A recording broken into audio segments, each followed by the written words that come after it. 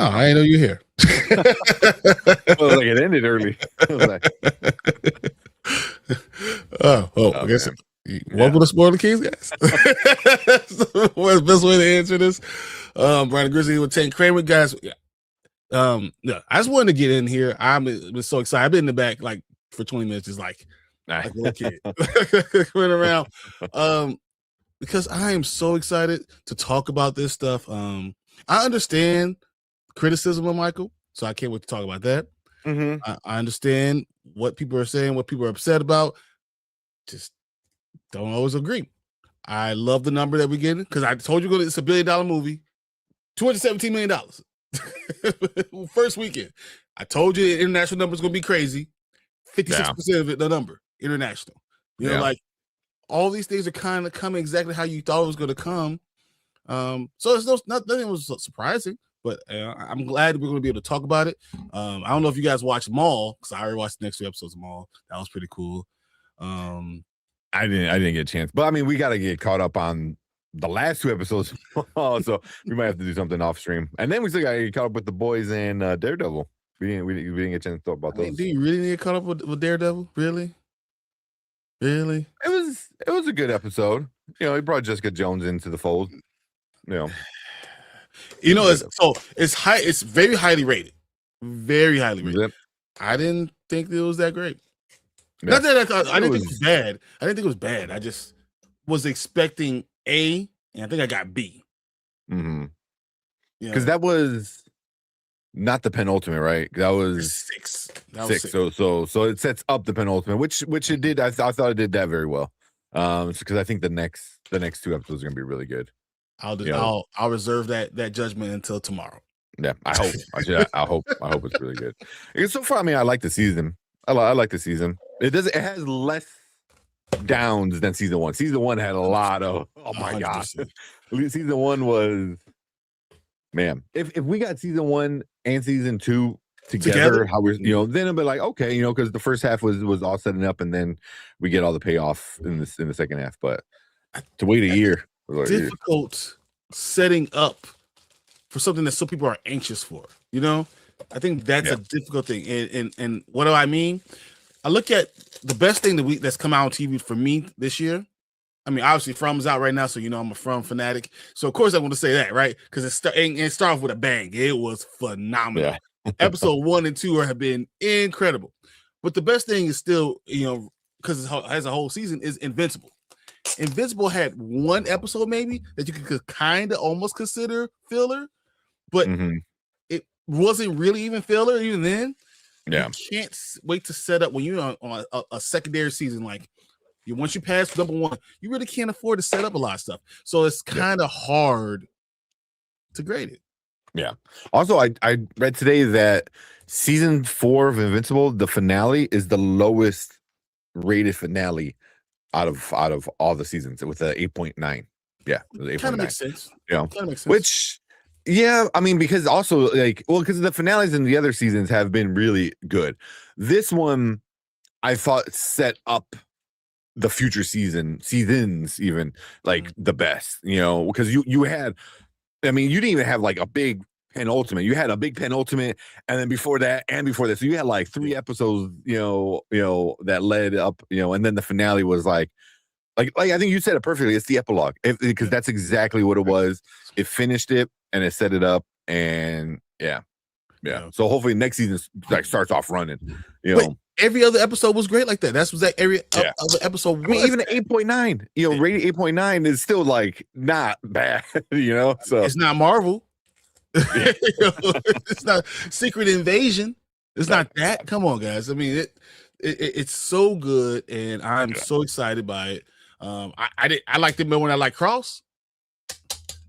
Yeah, Cross season 2 was it wasn't. It had good moments, but overall, it was slightly disappointing, especially that finale. Oh my god, the finale is that finale, man. Just the finale, that finale was what are we doing? What are we doing? My guys, come on, you really you don't know what the show's about. Maybe I should tell you what the show's about, right?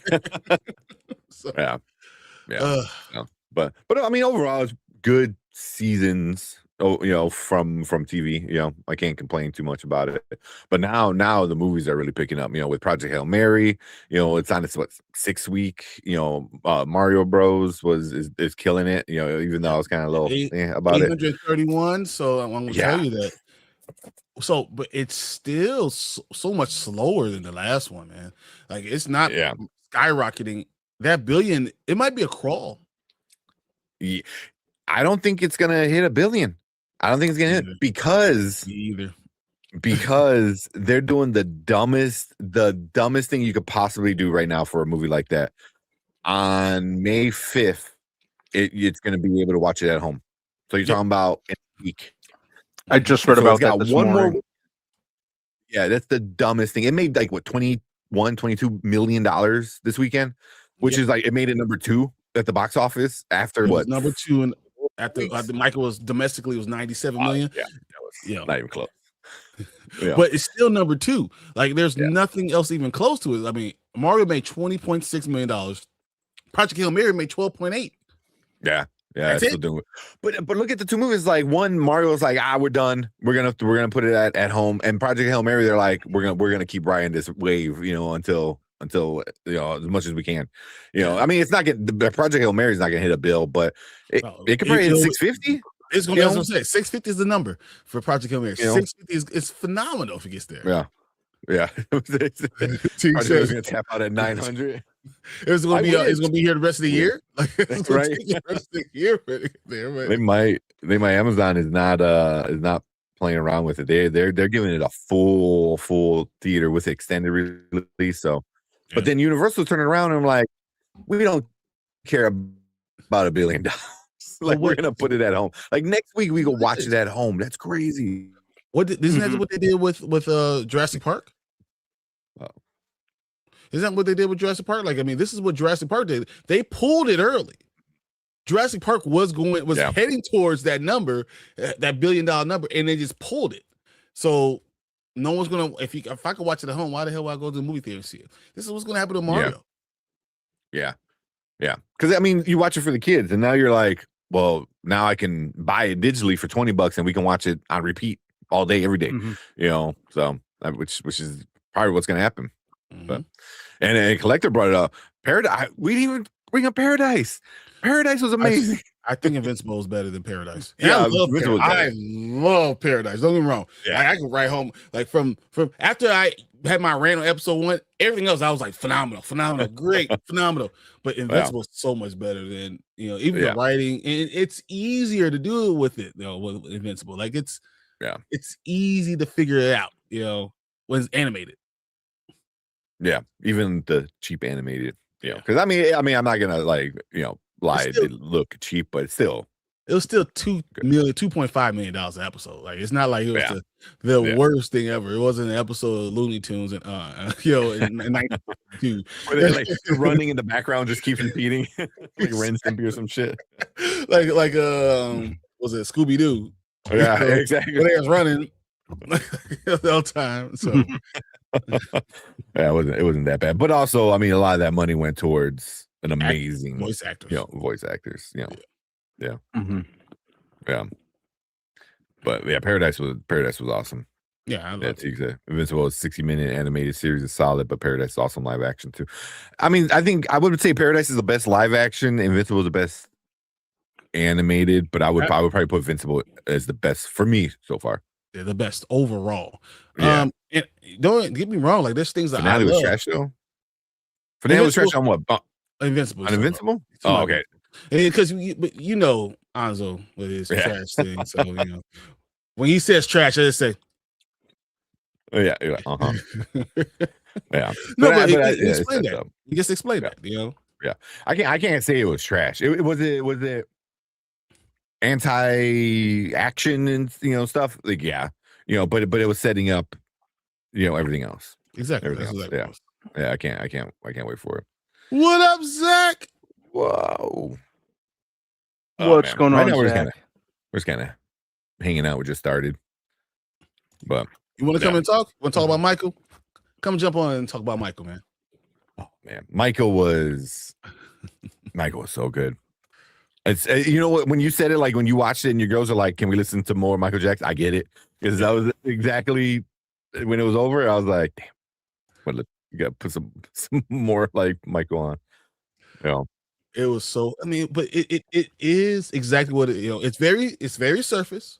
yeah, It's very much just enjoyment. It's a celebration of Michael Jackson. It's not an in-depth analysis of his life. This is not a day-to-day talk about his life. I mean, you got to think about all the things they had to cut out. Diana Ross said, "You can't use my likeness." yeah. And that's a huge, very super important part of his, especially that part of his life when the movie was getting a lot of stuff that they don't want to talk about Diana Ross. There's a lot of stuff you don't want to talk about. Like what's going on with that? What she was 25? He was 10. 10 years. Well, she's about 10 or 11 years older than him. I think she knew him when he was 10. He was little. Yeah. So she's a big reason. I mean, she's a big reason with Barry Gordy. She's a big reason for a lot of things that went on with Michael. She's a big reason when he was living alone in New York. Because they didn't show that. There's a lot of things in his life that didn't show in the movie, but that's not what the movie was about. It's a biopic. It's cinema. It's about the music, and it's about fighting his voice. I mean, I think that what we got from I think it was Nia Long and Coma Domingo kind of really tells you what the story is really about. What they said. Yeah. Especially this movie, this story that they were getting into, this one. Yeah. For sure. But like I understand the criticism. I do. But also, like, I go back and I look at something like Bohemian Rhapsody, which was the number one. I was like, it was kind of the same thing. It was a lot about the music. They maybe got into more of the problems, but also they did a longer stretch of Queen's career. Not just like here's up until like the families even then. The family still said, "Oh, this is not true." They just put in things because it's a movie. Yeah. And in Michael's case, it's the lawyers, the family, how they want to be depicted. So like, it's through the lens of other things. So I going in, I understand it. But you know what? I won't fault anyone for enjoying the celebration, enjoying the music, enjoying the feeling you got when you saw Thriller, when you first saw Beat It, when the Crips and Bloods thing, having them as extras in the dancing in the video, just those answers, and even the nose job kind of things, the looks, all that, the animals, when we get into the review, I'll talk about Michael, how I saw Michael and how they kind of depicted him in my eyes as even maybe a little autistic, almost, not even understanding, because in different types of ways, and that's just things that they kind of did. Doesn't mean it was true. Yeah, it doesn't. You definitely embellish some things, and exaggerate, some things to tell the story. Again, I like what we said on Thursday. It's a biopic, not a documentary. Exactly. So it's gonna be good. But I know Zach said hopefully next weekend go see it. Go see it in Dolby. Man. Hear the music. Yeah. Man. Yeah. It is a fun time. I thought. I agree. You're gonna sit there and just be like, damn, listen to all the music and stuff like that. Yeah, the hate from the critics, I don't see the hate from the critics. I understand criticism where you're like, this, but like getting into like a 27, I don't even know where it's at now, but it was like 27%. I think it was 33 week. Now or something like that. But, yeah, that's insane. That's stupid. No way. That's What's funny is the audience sees it, and then they had a revolt and say, "No, we're going to do whatever we can to make it get it higher and higher." It's like 97 right now. Yeah, it's at 97 right now. So, it makes sense why all this stuff happened. I just understand why we're seeing it, and why I understand both sides why they're saying it, and I'm just on the side that I enjoyed the experience, and it's a celebration of the man, a celebration of the music, not the man, because the man was the side piece, a celebration of the music and of the fandom of Michael Jackson, if that makes any sense. Yeah, 100%. 100%. I think that's what it was. It's the music and the fandom, and he was just there. But yeah, because Off the Wall is like his 6th or 7th album. So like he had like 3 other. Ben. How do you show the rat and not talk about the album Ben? Yeah.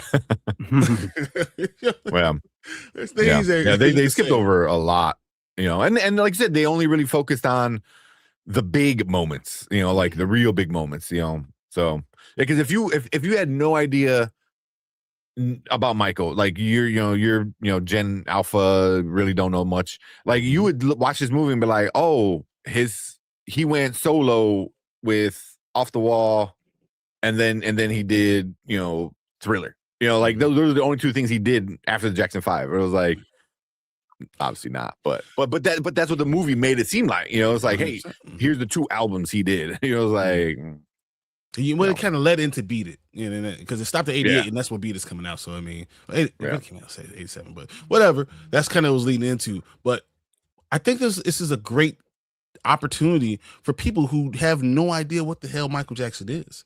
Do you realize that people that are born in 2010 are now 16 years old? Yeah. Oh my God. Michael Jackson died in 2009. Yeah. So they have no idea what he was. This is an opportunity to share his greatness, his GOATness with another generation. And I don't need to have it be swamped down by all the other stuff, because the idea, when you go to a funeral, you don't talk about every little thing. You talk about the feeling of the person, the memory of the person. You talk about that. It's really what this was more about, the memory of the person, the feeling of the person. It didn't go about day by day the exact person who he is. It's just, that's how it was. And that's why when I say I took my kids and they're like, this is the greatest thing ever. This is the opportunity for them to even know, besides Saturday morning when I'm cleaning up, playing music before the rewind. That's the only time they get to hear it. Now they hear it from themselves. Yeah, I think seeing it, on screen is different than just hearing it in the background kind of thing, Yeah. And he said, my daughter was born in 2010. So yeah, you're right there. My baby was born in 2014. This is just what it is. Like they have no idea, no concept of it. Yeah. So whew. Yeah, I was obviously we're gonna really get into it. It's gonna be, I think, a big part of the show tonight is gonna be the Michael movie. 100%. Right. See, I got 4 trailers. And then a bunch of trailers. bunch of trailers. I was like, we got Jackass, House of the Dragon 3, Spider-Man Noir. I want the black and white one. I don't want the color. I want the black and white. And was it Verity? Absolutely not. Yeah. And Verity, I heard a lot of stuff. I know we've been hearing about the Kiss, right? So, all those things are all on the docket tonight. So, yeah, we got to talk about all those things, and hopefully Daredevil and the boys, and catch up on some of the stuff and keep it going. Yeah. But real quick, let's just run down who is all here. I know we hit some comments, but we'll start from the top real quick. We go Ace. What's up, Ace? I know a bunch of people said it, but yeah, so far numbers are back, and this movie is a hit. It is. It is a record hit. It is not just the biggest musical biopic. It is the biggest biopic opening weekend. 97 mil. Just domestically, 97.2 million, and 121 million foreign. And I'm hearing people saying, "Oh, this is not even going to be a good. This not going to have the international effect. Like this is not going to be a big international movie." I'm like, bro, it did 121 million dollars in a weekend without it being released in Japan. Yeah, it gets released in Japan after the next weekend. Mm-hmm. They have their own, so it's going to be bumped up again. Yeah, when some of these, specifically Japan, but I think there's a few other markets that are going to open up. Things like Australia, Japan, stuff like that. Yeah, are all going to open later. Mm-hmm. Yeah. So international, and it's Michael. Michael is like the international superstar. So yeah. But yeah, we'll keep track of the money. And then we got Collectors. What's up? They say sent the Paul Rudd and the other one, Anne Hathaway and Josh Hartnett trailer showing us CinemaCon. The Paul Rudd one, I forgot what that one's called.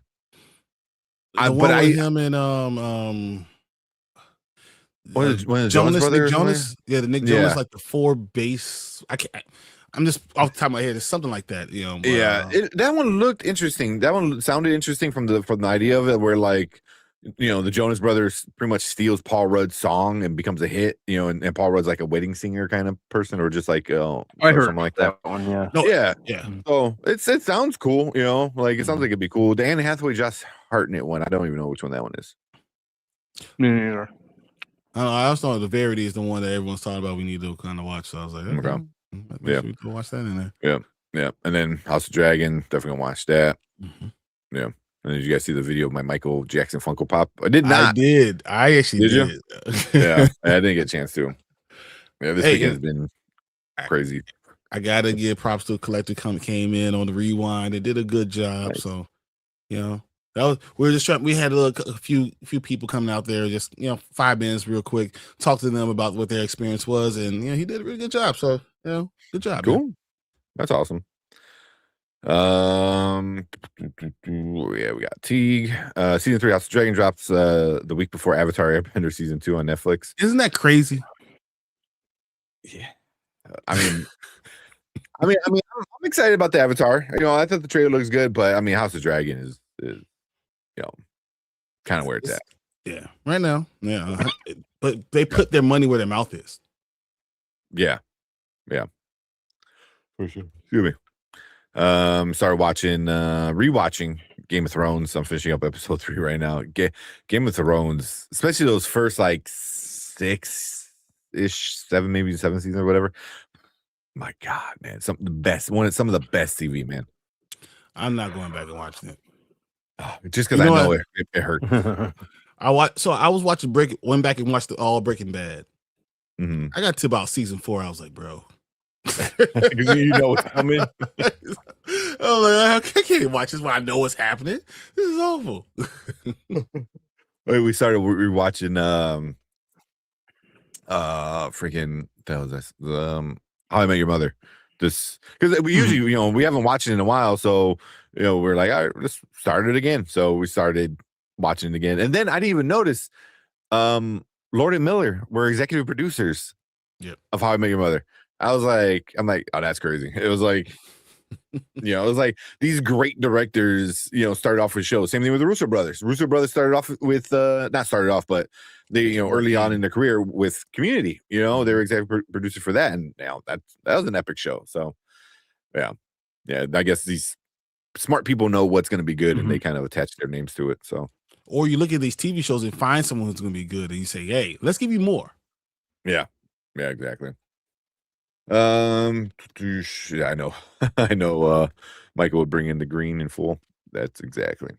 Dude, they're gonna be sending the money in buckets, man, and in vans, and Brinks trucks is backing it up. Just going right up to who is it?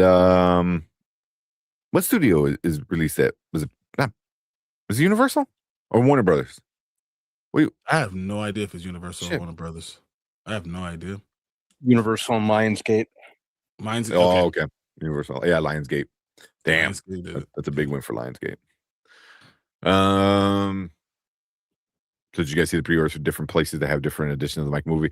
Yeah, I saw the links. Like, that's crazy. I mean, because like, if you want to know it's going to be $1 billion, they're releasing multiple like steel books, you know, of the movie. So it's like, yeah. I mean, I ordered 2 of them. I'm not gonna lie to you. All right. Yeah, I gotta order one. I gotta order one. I did Amazon and Walmart. I was like, I can't help it, bro. Nice. Yeah. Oh man, skip around a little bit. The Runtime Travelers, what's up, man? Appreciate you guys coming in. The finale of Invincible subverted all expectations. I expected a huge battle, but we got something more villainous and diabolical. Exactly, man. That's why I was sitting here and I was waiting, because so many people who haven't read it, you know, were saying like, oh man, it's gonna be a bloodbath on Earth, and Mark and Nolan are gonna go crazy, and am I You're good? freezing up, man. Am I good? You're freezing up. I don't know what the hell happened. Like I literally got nothing on or open. So all right. Hopefully I'm good. You sound good now. So okay. Yeah. I don't know what the hell. It just literally went like so. But yeah, it's it was a good finale. Yeah. I think it was it caught people a lot off guard. The problem was you did such a great job. Like the greatest episodes, like if we've ever animated episodes we've ever had, are like back to back to back, right? And then you have a finale. That's a problem, Yeah. you know. There's no way that you can end the story without this giant battle and Mark's about to die and Nolan gets his heart ripped out without, you know, having things like that happen, without, you know, not having that story. Like the storyline would end, then you wouldn't even have a next season. Like I don't know what we wanted, you know. But I mean, think about what happened with Eve, Mark, Nolan, Debbie. Like I mean, there's a lot. There's a lot. Yeah, there's a lot. That's why I was like, we're only about halfway through the story, you know. So it was like, there's still a lot of. If we get another 4 more seasons, which I hope we do. Also, I found out like this season of Invincible was the least amount of comic books used as you know story. So because I think usually it's around 20. I think this one was about 13 issues. So, but it makes sense. You know, it was like you kind of want to sit on the Invincible War, the Viltrumite War, which is massive. So, yeah. Oh shit.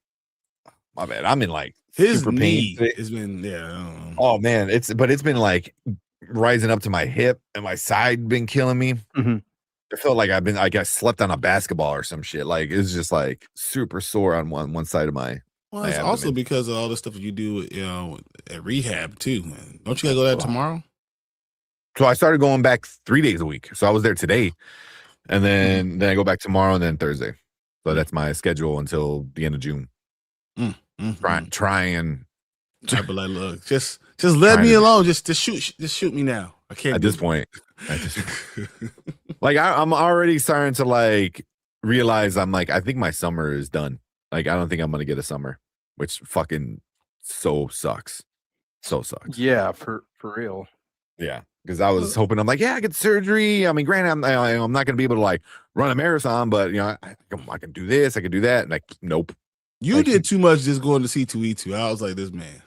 But it felt good. Like it felt fine. It didn't feel because bad. you didn't use anything. You didn't break any scar tissue. You didn't do anything. Yeah, just walk. Which I was like, that's all I want to do. That's all I want to do is just walk.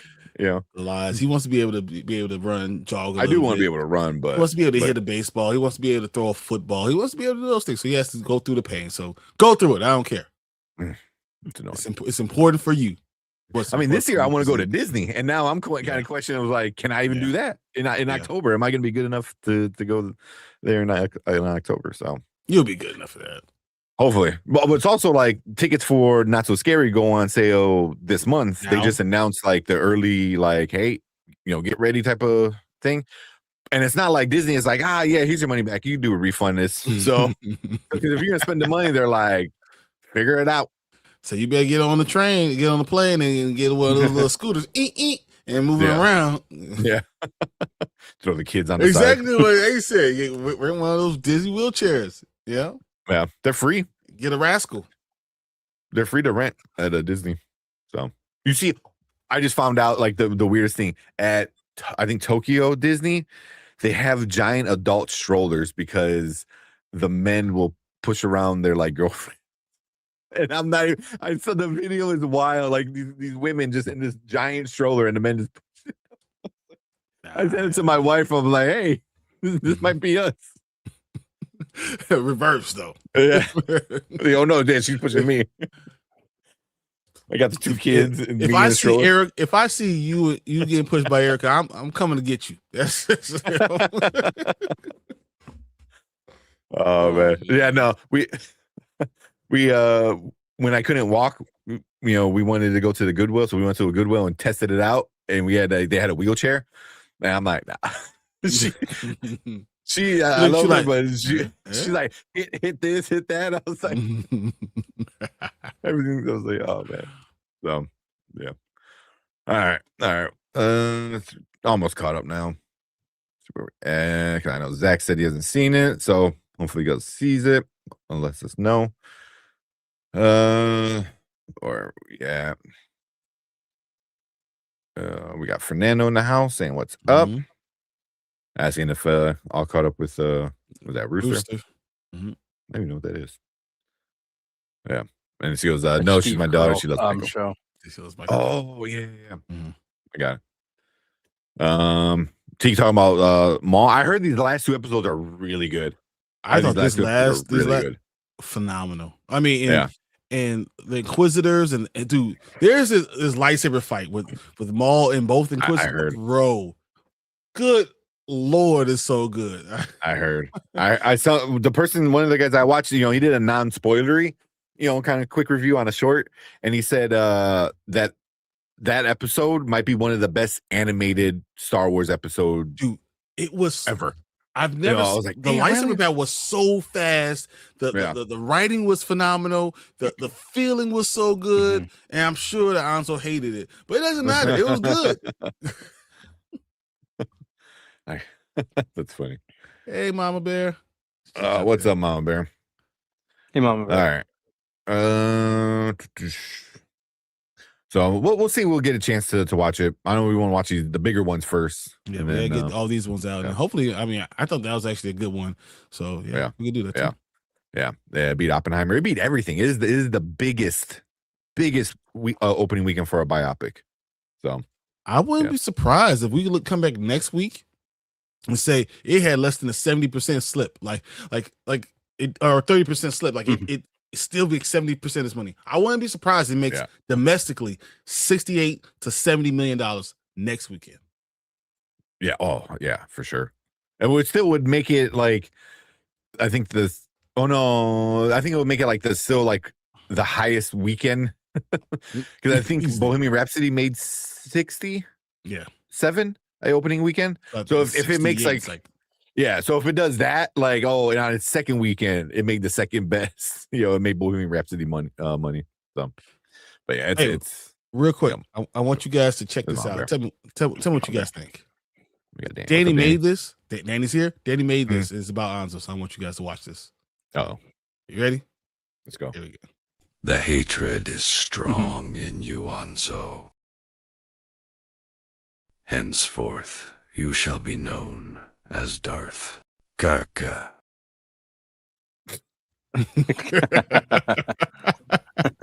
What? Danny did it. I was like, bro, Danny, you got to get a picture of Anzo there instead of Anakin. But the fact that he says Anzo is also Darth Kaka, I was like, bro, I'm done. I am done. Phenomenal job, Danny. That's funny. Oh man, yeah, that's funny. Sorry, I just jumped into that, but I saw Danny and I want to make sure everyone else sees it immediately. He isn't Anzo; he's Darth Kaka. Oh, that's funny, man. That's funny. What's up, Tony? Yo, man, it's them Spoiler King boys. Well, honestly, I almost cut my hair today. No, really? It was almost the day I almost cut my hair. It was so hard. Too much. See, once you start thinking like that, it's coming. That day's coming soon. I'm gonna come in one day. I'm gonna have a hat on. You will know. Well, it's not like you can hide it under a hat, so it's like just you wearing a hat. We're like, oh shit, he did it. Oh man, yeah. Go back to like when you first started doing. So I'm gonna go stuff. Real. It's gonna hack. So when you start, I have like ready made like lines in my head. In my hair, so like I've been letting it grow from the roots because it's just so much like it's terrible. But so when I cut, I'm gonna cut all the dreads off, and I think I'm gonna leave a little mini fro, and then I'm gonna cut it really low. And start over again, man. But it's so hard because like I think I'm ready, and then I start thinking about it because it's been a long time. Like This hair is really long. No. You know, Yeah. it's just Yeah. so hard to do. Yeah. No, Robert, no. Collector was no. It's like, Fernandez, you know what? Shave it. Do it. Exactly. Do it. Oh Yeah. man. Oh man. What's up, Rosemary? Rosemary, how They you new doing? channel. Rosemary. Appreciate it. Appreciate Right now we're it. just saying what's up to everybody coming in chat. We're about to watch a bunch of trailers, talk about Michael. Hopefully we get into some of the stuff we gotta get caught up on with boys. Daredevil and starts tomorrow, so we Daredevil. gotta do Daredevil. So yeah, at the very least do Daredevil. Yeah. dude, But I mean for sure Michael's Tony, if I retwisted this stuff right now, my hair would be, it's already down the middle of my back. It would be way stupid long. So stupid long. It's like, man. But you know what? It's so long that I can't sleep. Bring back the high top. Do the kid and play. Get that. I would do it. I'll do the Gumby. I would do the Gumby. The Gumby. That's funny. Oh man, it's gonna be fun. It's gonna be fun, and I'm gonna be so nervous. That's perfect for Hanzo. That is funny. It is funny. Kaka. Oh man. It said, hope you guys got your tickets for the Mad King play in July in the UK. I forgot that's coming out. That sounds awesome. Same. Yeah. You know how much I would love, like how much I would love to go to United Kingdom this year, but because I'm opening a new restaurant, I got to wait till next year. We're definitely going overseas. I want to go to England. Well, I want to go to England. I want to go to France. I want to go to Madrid in Spain. Oh yeah, England was pretty fun. I wanted to see more of it while I was out there. I gotta plan that out though again. Yeah, I want to do Ireland. I mean, I want to do all the places you said too, but I want to do Ireland. See all the cool castles and stuff. I thought so. We were going to go for the Michael Jackson concert, but this is it. And 8 days before we left, he passed away. Yeah. So we were on our way going to go, and then he passed away right before. I was like, crap. So, I mean, at least it saved you money. That's true. But, so the tickets were refunded. It took about 2 months, but the tickets were refunded. Damn. Yeah. Well, that's good. That's good. And that sucks. It takes that long. That money is just caught up in the air for 2 months. Yep. Just sitting there waiting. You're like, where's my money? Yeah. Which is I hate that. I was like, oh, you sure as hell charge the money and take the money like super quick. Exactly. You're like, can I give it back? Oh, it's gonna take like 8 weeks. So I was like, what? When I hit pay, you took my money out of my account immediately. Before I let go of the button, it was already gone. Yeah. But when you ask for it back, they're like, oh, well, we got to do this. And I was like, just hit the button. Just hit the refund button. The way my account is set up, there's I'm checking in the savings account, and we can't really take out one from the other. I'm like, you know what? Whatever. Yeah. Whatever. Yeah. Like saying, hope they bring the play. I think they will. If it does well, I should see it coming. You can see it coming here. Oh man. Ooh, Aruba. Yeah, that'd be cool. I'd like to go there. I've been to Costa Rica. Mm-hmm. I've been to the Dominican. I've been to everyone been to Jamaica, right? I've been to the Bahamas, of course. I've been to St. Croix, St. Thomas. I need to go back to Puerto Rico. I really want to go back to Puerto Rico. And I've been to Cuba. I've been to Cuba. That's cool. The girl I dated, so we ended up going to Canada and then flying from Canada to Cuba. And then you have to ask them not to stamp your passport because that would really screw you over. Oh, really? Yeah. Mm. Yeah. I mean, it makes sense, but I didn't know that. I didn't know you can tell them, like, hey, don't stamp it. Because there's so many people that did it. They know. They're used to it. Mm-hmm. Yeah. I wanna go to Puerto Rico. I haven't been there. We always talk about, me and my friends, because they don't go all the time, but they've been there a bunch of times, because they're Puerto Rican, so they have family there too.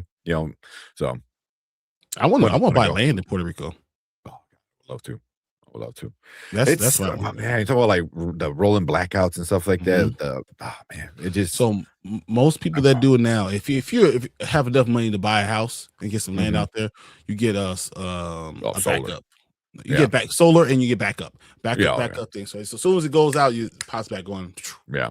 But if you get a house, you probably don't even need that much. Because I had a couple of friends that like this like live on like their family like lives on the beach, you know. So they're like, if the power goes out, put on a few candles and just chill. Go outside, go hang out. So but definitely go Puerto Rico. I know Erica's got some family in Puerto Rico. So I seen the video of them like my friends driving cars up the mountains. I was like, man, it was like you can't see the one road. lane and it turns and like and you're going up and you can't see. So if someone's coming down, you're going up, bro. Man, it's some scary shit. Man. I said, Mom Bear, if Brian and I decided to cut our hair, how would you feel? I would definitely miss the locks. Dude, if I cut it out of I have to have a pic with this guy go black and she's in mourning. I should make a wig out of it. It's enough hair that I can make a wig out. Just put it on Milli Vanilli, and then in the middle of the show, I just go, just rip it off. I was gonna say, like, you send a strand to all like the members. In memory of when I had long hair. Oh, that's funny. Man, it's crazy. Yeah, like I said, never been outside the U.S. So it's. I mean, obviously you need a passport right now. Passport is not impossible to get, but they definitely it's harder to get than it was like 10 years ago. You used to be able to get it in a day. If you needed it, you could go pay the extra $200 and just go get it. Yep. Yeah, I don't even know if they do that anymore. Fran says I didn't know we were allowed to visit communist countries. I mean, but like you said, you have to go to Canada or stuff like that. So before was in office, you could find a way to get to Cuba. When like Obama and all that stuff was, you can find a way. But even then, like it's just safer going to Canada than going to Cuba. Yeah, with it. Yeah. Well, they had those the people going out there to help out because of all the, there's no gas, like the blockade, so like there's a lot of crazy shit happening in Cuba right now. So there's a bunch of people that went out there for like activism, whatever. I can't think of the word, but to help out. So the propaganda there is crazy though. Yeah. You literally can't say nothing. Like people are afraid. There's billboards with shit. Bro, it's crazy. Yeah. Oh man. Yeah. You really feel like you're gonna get like black bagged and like with a and just grab you like just disappear. Yeah. Rosemary said, "How are you guys doing?" Feeling pretty good. Feeling good. I mean, Tank got a bum knee, so still doing it. And I'm just I wouldn't be as pissed if I didn't go back like 6 weeks. So annoying. You'll be fine. This is what's the right thing. You'll be good. Well, oh man, all right, we got Kyle. Man? Hey, what up, though? What's going on, man? You from Detroit now? From Detroit, bro? What? Right. Well, there you go. Collector's like movie time, trailer time. So yeah. Who said we're doing House of Dragons first? I mean, that's what I wanted to see. To think, are you able to crack your knee? Man, if I crack my knee, it might fall off, bro. like honestly. But right now I have a lot of it's called like Carta Heal. So basically, from what I understand, it's like it's like a patchwork for arthritis. So it has to be like early onset arthritis, and they were gonna only do like 1, maybe 2, and they did like 6. So I have like these little in the X-ray, you see all these little white dots like along my knee. They then as you get more time, they start to like disappear, But the one behind my kneecap is the one that fucking sucks. That's one sucks. Because whenever I add compression to my knee, because a lot of times people are like, "Oh, just wear compression brace, because of the injury that I did a few weeks ago. But I'm like, I can't put pressure on my kneecap like that. If I push it in like that, that shit hurts like all hell. Like all hell. Crazy that you can't do that. So it's like my elbow locks up a whole lot. I know I'm going to have arthritis in my elbow. I know it's because I freaking still bench 450 pounds. And I don't listen. And like I don't want to be the old guy with the damn elbow pads, right? Like they got their elbows wrapped up. I don't want to be that guy. So I know it's coming. I can feel, but locking up, I use good pressure sleeve. That helps out a whole lot. So you can't even do that. That's compression. I have it wrapped up right. Like right now, I have my ice pack and I just got a ace bandage and wrapped it up, so it's a little tight, but I can't make it too tight. Because once that kneecap gets pushed in, and it wasn't too bad until the injury. The injury, I don't know whatever it did, it just puffed everything up, so it hurts you. Sucks. Yeah, that's why I'm like so. I'm so fucking annoyed. Like every time I pull up to PT, I was like, who wouldn't be? Situation like that, that's super annoying. All right, a few more, and we're gonna get going. Sorry, but I gotta ask Simba. There's word of a supernatural movie coming. I'm excited. I know that was that Legacy of Blood fan made trailer. I know that was a big thing, and I mean with the Valentine's Day comic book in 2026, there's been a lot of different things like that. But I don't know if there's going to be a supernatural movie. And Jensen Ackles is just busy as shit. Yeah. But who knows? I mean, sometimes we're gonna get the reunion in The Boys. Yep. It's probably this week. I hope so. I hope so. Yeah. But with the final countdown, which still has a second season coming up, right? And then The Boys doing all that stuff, and he's a finalist for Batman. It's a lot of stuff, so he's the one that you gotta get, because I promise you, everyone else got time. Yeah, everyone. Misha Collins, good there. You tell him, just hint at it, need to be there. He'll be there. He already has the trench coat on. He's that person like oh hey, get ready, and you like take off the blanket. They're all like full like get up, ready to go. That's him. Like at any moment. When he comes up, he's always ready, right? So these guys are ready. They try their other stuff. Jensen's the only one I think that has a lot going on. So I just don't know. Misa has shown up. Nah, neither of them really showed up yet. So we've heard about Lawrence. What up, Lawrence? We've heard about Jared. Because we've heard about Marathon. They mentioned his name. So we're going to get Marathon. Also, the rumor is Marathon is supposed to be like the Flash of the universe, kind of like A-Train, but I guess more so like the Flash. He's the one that A-Train replaced, I believe. Yes. Yeah. So supposedly the rumor is he's going to be heavily inspired by the Flash that we got Ezra Miller. Miller. Really? So that's the rumor. I'm like, that'd be funny. That'd be funny if they kind of like take real life shit and put it in The Boys more. And he's more like Ezra Miller, but actually have actually be like the Flash. It fits the show. It fits the show. So wow. Yeah, that's the rumor. I hope it's true because I kind of want to see them do it, but we'll see. All right. Awesome. Where we at? Said Rosemary said I'm from Florida. Very nice. Oh man, I'm glad Florida's phenomenal. We're going to be heading to Florida. I have to open probably a new restaurant sometime in July. Oh my good Lord. It's the in Florida? Another one in Florida? Yeah, we had two more. We got one in Green Acres and one in Pembroke Pines coming in. So nice. That's awesome. All right. We're saying what's up. I mean, 2-3 hour movie is easier from 23 episodes. Can happen. Yeah, can happen. It can happen. No. And I think that everyone loves it because Supernatural still has conventions and people show up and show out in droves. Yeah. I feel like he'll make time for it. Like Jensen Ackles will find a way to make time for it for sure. But they love it. Everyone loves it, and Jensen talks about it all the time.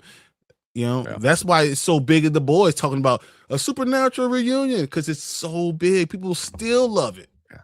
I was watching Supernatural this morning. Yeah, Brandman's definitely flexing.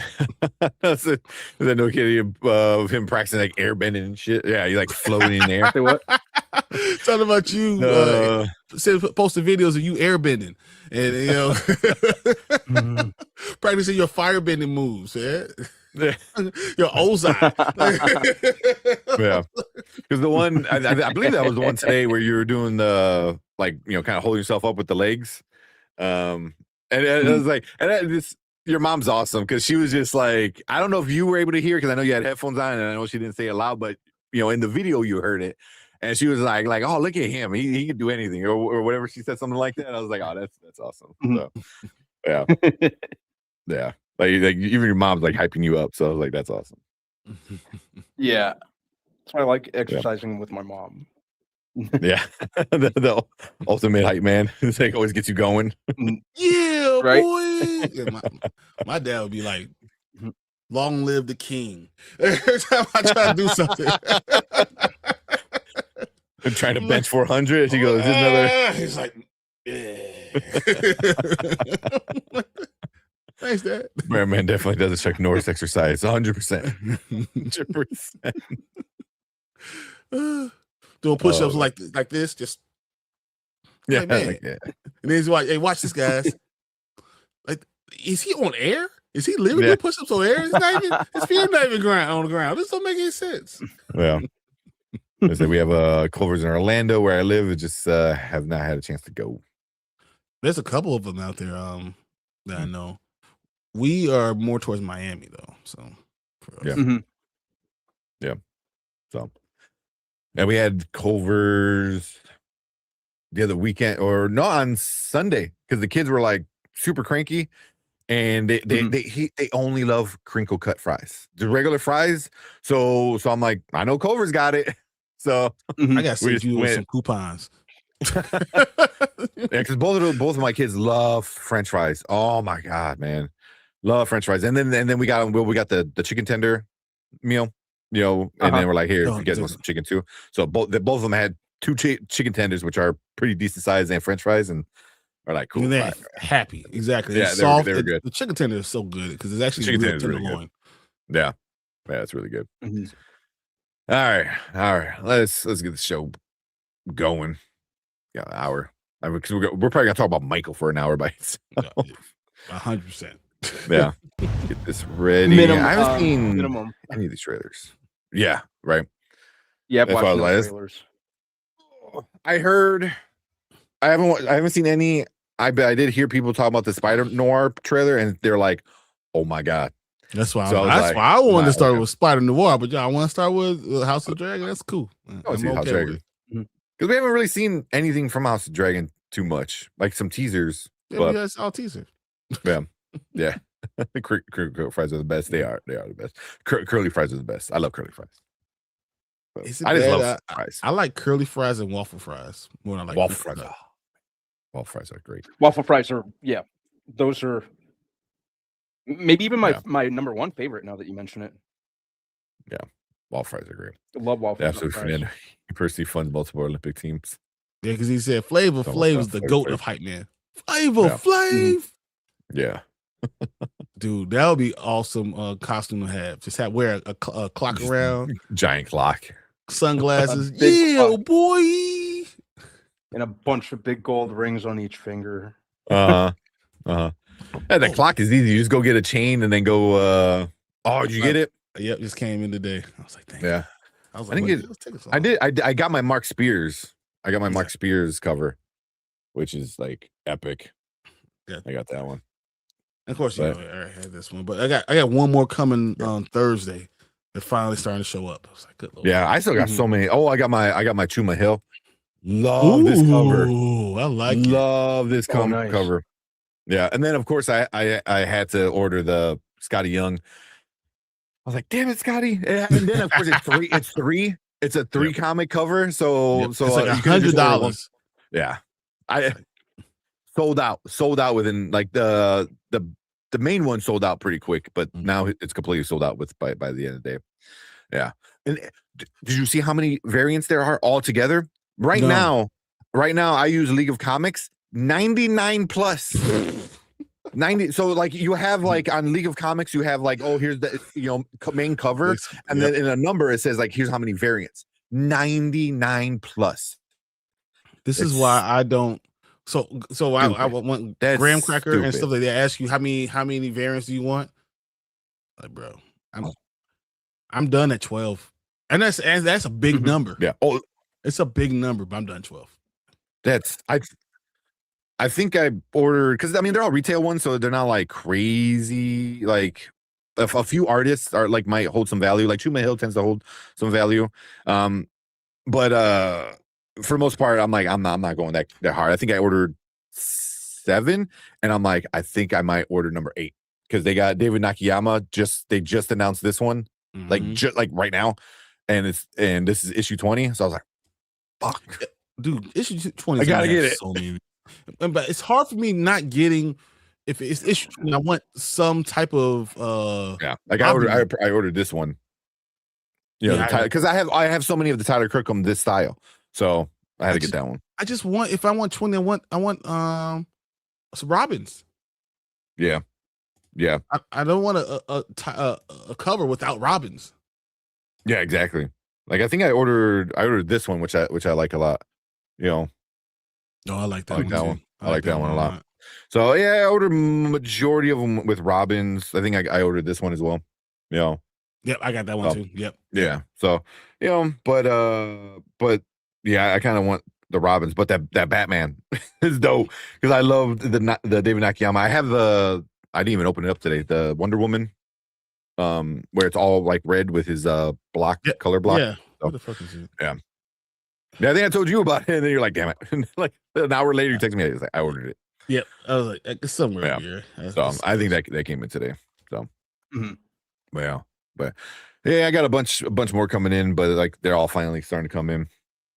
It's all one at a time, which is annoying. Yeah, 99 is a lot. That's insane. No, it's insane. It's a problem. Yeah, that's and I was like, it's a bubble. That's why I'm like, I'm gonna get my main covers, the ones that you can like actually like pre-order, and then that's about it. And then I might get like a handful. Oh yeah. Like I'm just gonna get a handful that I like, and I don't even care if it's worth anything or not. And that's it. I'm not trying to like be like anything crazy. Also, I think issue 22, they just opened up not too long ago. Dan Katana or whatever his name. He did some of the more expensive covers that are going out right now. He's gonna be one of the main I think cover B, and Brett Bean, who's doing Dork. Really? He's doing an absolute Batman cover. Yeah. Oh no. Yeah. I believe it's issue 22, but you don't know him yet. So like on League of Comics, it says like, oh, here's the artist, and you can pre-order it, but it doesn't have the cover yet. So they're probably hiding it for spoilers. Exactly. Yeah. Not just spoilers, but also make more money. Yeah. Yeah. But I saw, I'm like, oh, that's cool. The Brett Beans is pretty cool. David Dan Katana. Name. But yeah. Oh man. But all right, let's watch some trailers. And then get into Michael. Where we at? Let's go. All right, what is up? Welcome back to Spoiler Kings. We got another trailer reaction for you guys tonight. This one is the new House of Dragon season 3 trailer. I heard good things. I haven't seen it yet, but I'm hyped for season 3.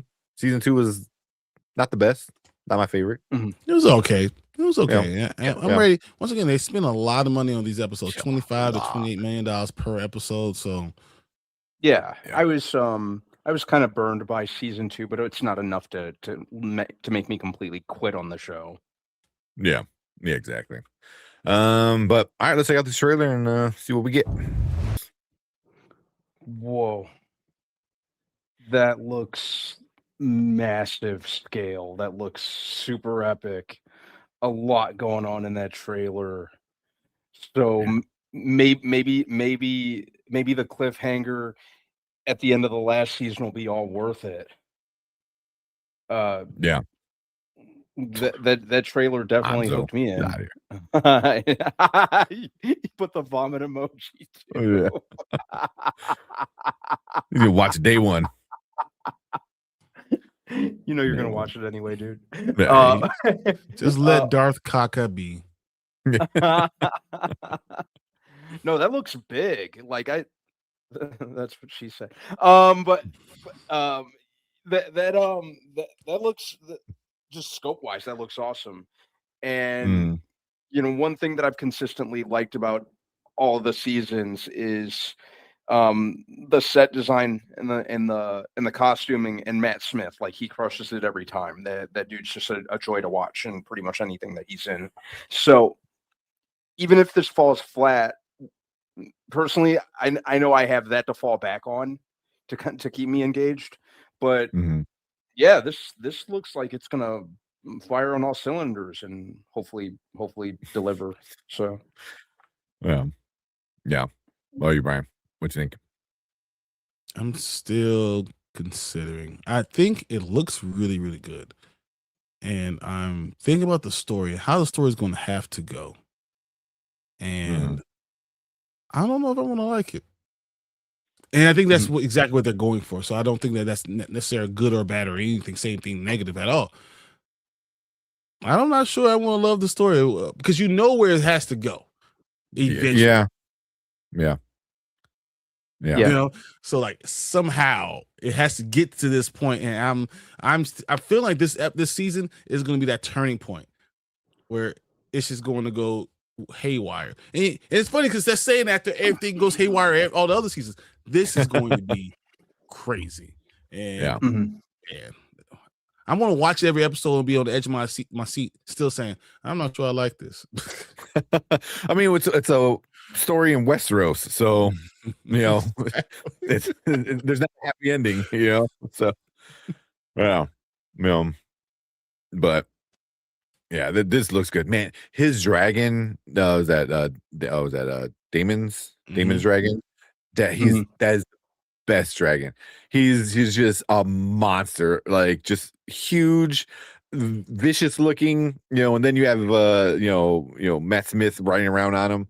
Yeah, like him landing at what is like the throne room it looked like or something. Like, that was epic. And we only seen that one other time, and it was cool to see. But then that was that season of Game of Thrones. But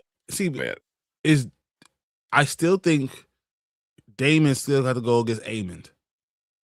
Oh yeah, 100%. 100%. It was it Vagar? Is that his name? The stupid, the big out dragon. Yeah. I think that's what it is. Something like that. Yeah, you're gonna have to. That's gonna have to happen. Yeah. And who's gonna be killed? That's gonna cause Rhaenyra like to be screaming and crying like you saw at the end of it. Is there a son? Is a daughter? Is it Damon? Is it? Yeah, exactly. That's the problem. Prequels. You already know the story. You know where you're gonna go. You know where you're heading. So at the end of the day, that's what it is. So. Yeah, but it's you're here for the ride, kind of thing. I mean, even when he's like, "Oh, and our kids are gonna be in charge forever and a day," I was like, a day. Yeah, a day.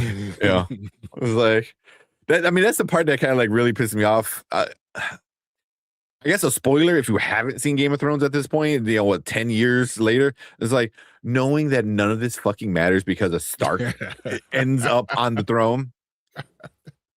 The worst. It's so fucking annoying. It's so annoying. And then, So, but yeah, it looks good. It looks awesome. The dragons are cool. So yeah, it's gonna be a fun season because they're only doing season 4. That's it, right? Yep. There's 3 and 4. Yeah. So this is the start of the second half of the season of the series. It's the thing going changing direction, and all of a sudden everything's going downhill from here. Yep. All happy fun time. If you thought you had any happy fun time in the first 2 seasons, is over. Yeah. Yeah. But cool. Yeah. We're definitely be reviewing each episode as it drops in June 21st. So if you're watching on the replay, make sure you guys leave a comment, let us know what you think about this trailer, and also hit that subscribe button. Join us when we actually break down each episode of the House of Dragon season 3, because we're gonna be doing that every week. So yeah, and then also we got a bunch of other fun shows that we're gonna be talking about, movie reviews, other fun nerdy stuff as well. So we appreciate all you guys coming in, hanging out with us, and if you are in the live chat, you guys stick around because we're gonna move on to our next topic for the night. Okay. Like it hit and then it didn't go. Like, okay. Jump right into the Spider-Man. Every mystery forms a The Spider-Man Noir is so interesting. Yeah. Well, I've been reading the It's comic just- books, and the comic is on like the 5th issue. The newest one, Yeah, pretty good. it's pretty. I've Is been it? reading it too. Yeah, Yeah. Okay. It's got like, and I'm sure Brian may attest to this. It's got like this really like pulpy type, almost harkens back to like pulp comics like The Shadow and stuff like that. Ah, very much so. And yeah, Or it's Dick Tracy or the Shadow or Dick something like Tracy. that. yeah. Mhm. yeah, and like that. and it's very, very straightforward, very, very contained. They throw you right in. The world of Spider Noir feels very lived in even before it begins. So yeah, it's a pretty good run. I may check it out. Because there's a bunch of comics I stopped reading, like Cyclops. I don't know. I gave up on Cyclops Wolverine. just isn't hitting for me. Wolverine. I Yeah. gave up on Wolverine. I just Which stopped. one? There's like 5 Wolverine runs. Yeah. Like, at It's least the ones hard. I read, it's just none of tough. them really got Yeah. me. Some of the Wolverine stuff, with the exception of Ultimate Wolverine, that's the only one that hasn't really lost me. Yeah, like some of the other Wolverine stuff, it's just not hitting for me. And Yeah. but I like Ultimate Wolverine. That's the only Ultimate one I've been- Wolverine is good. I agree with you, B, but like I don't know. I'm kind of just kind of getting done with it, man. I don't Is know. it kind of moving a little too slowly for you at times? Very much so. Yeah. No, I Is get it that. is it almost over? Because isn't the whole Ultimate Universe getting redone? Because I think you have Miles coming in to the Ultimate Universe, and there's a new Miles. They're gonna do something. The None. incursions, the Spider-Man incursions is pretty good. Yeah. But I don't think it's actually ending anytime soon. Okay. They're just gonna do something different with it. Yeah, it's turning into something else, I should say. Yeah. That I might try to pick up Spider-Man Noir comic May 1st. Yeah. Yeah, give it a If look, you man. can, I think they did a few prints already of at least the first couple issues, so should be able to get it. Don't forget about Free Um, Comic Book Day, guys. May the 4th is coming. Oh yeah.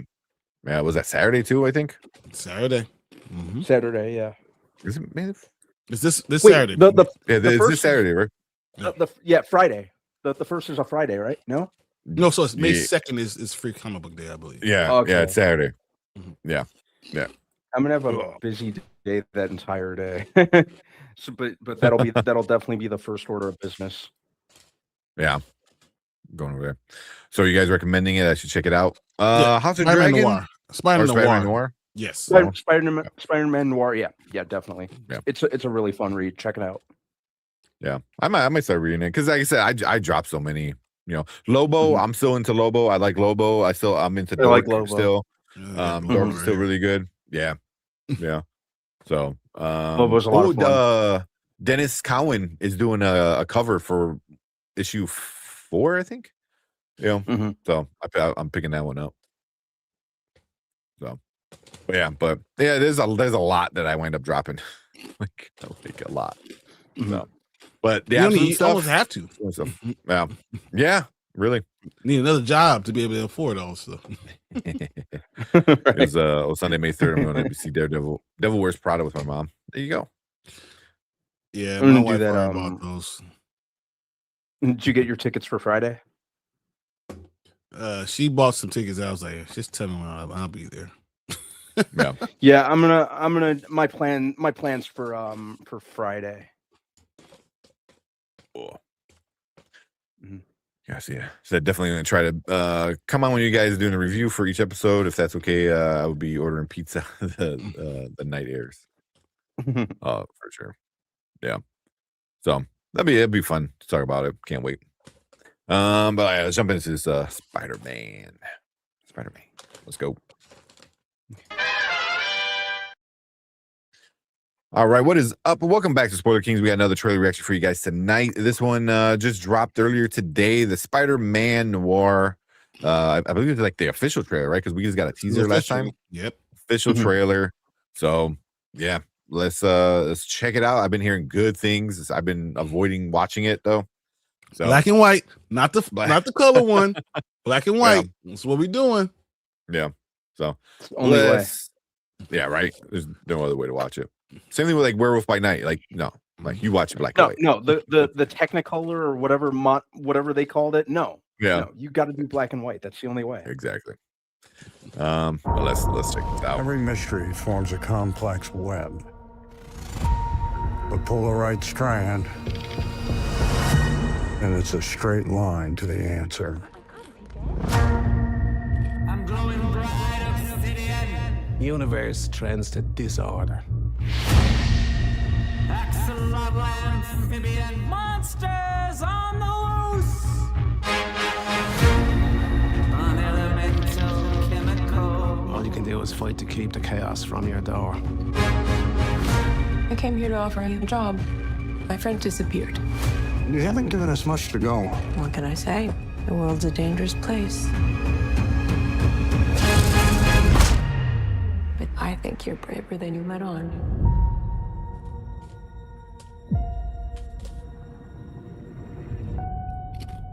Got me growing 6 black tentacles.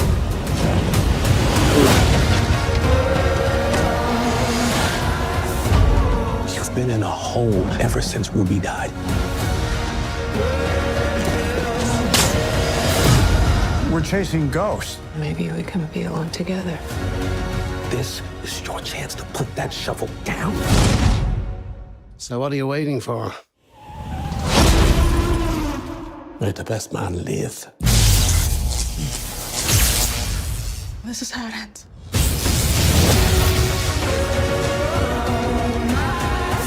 The people could use a hero. Fighting is the point. He's the best show in town. What happened to your face? I walked into a door. How many times?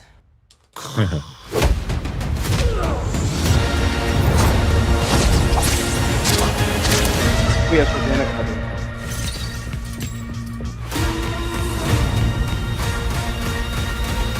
Well, that's new. Yes, it sounds crazy, I know. There it is. There's the Nicolas Cage. Yeah, the color looks weird, man. Yeah, yeah, it didn't fit. No, it's like when I Love Lucy went to color. It just didn't feel right. I was gonna say Dick Van Dyke. Dick Van Dyke. That's yeah. Yeah. No, I'm liking this. You know, I hope we get on top of everything that we've seen so far, which looks great. I hope we get like a noir style Nicolas Cage voiceover narrating each episode, just to really go all in for the noir experience. No, I like how this looks. I love the stylized, kind of black and white look, the way that it looks to be shot.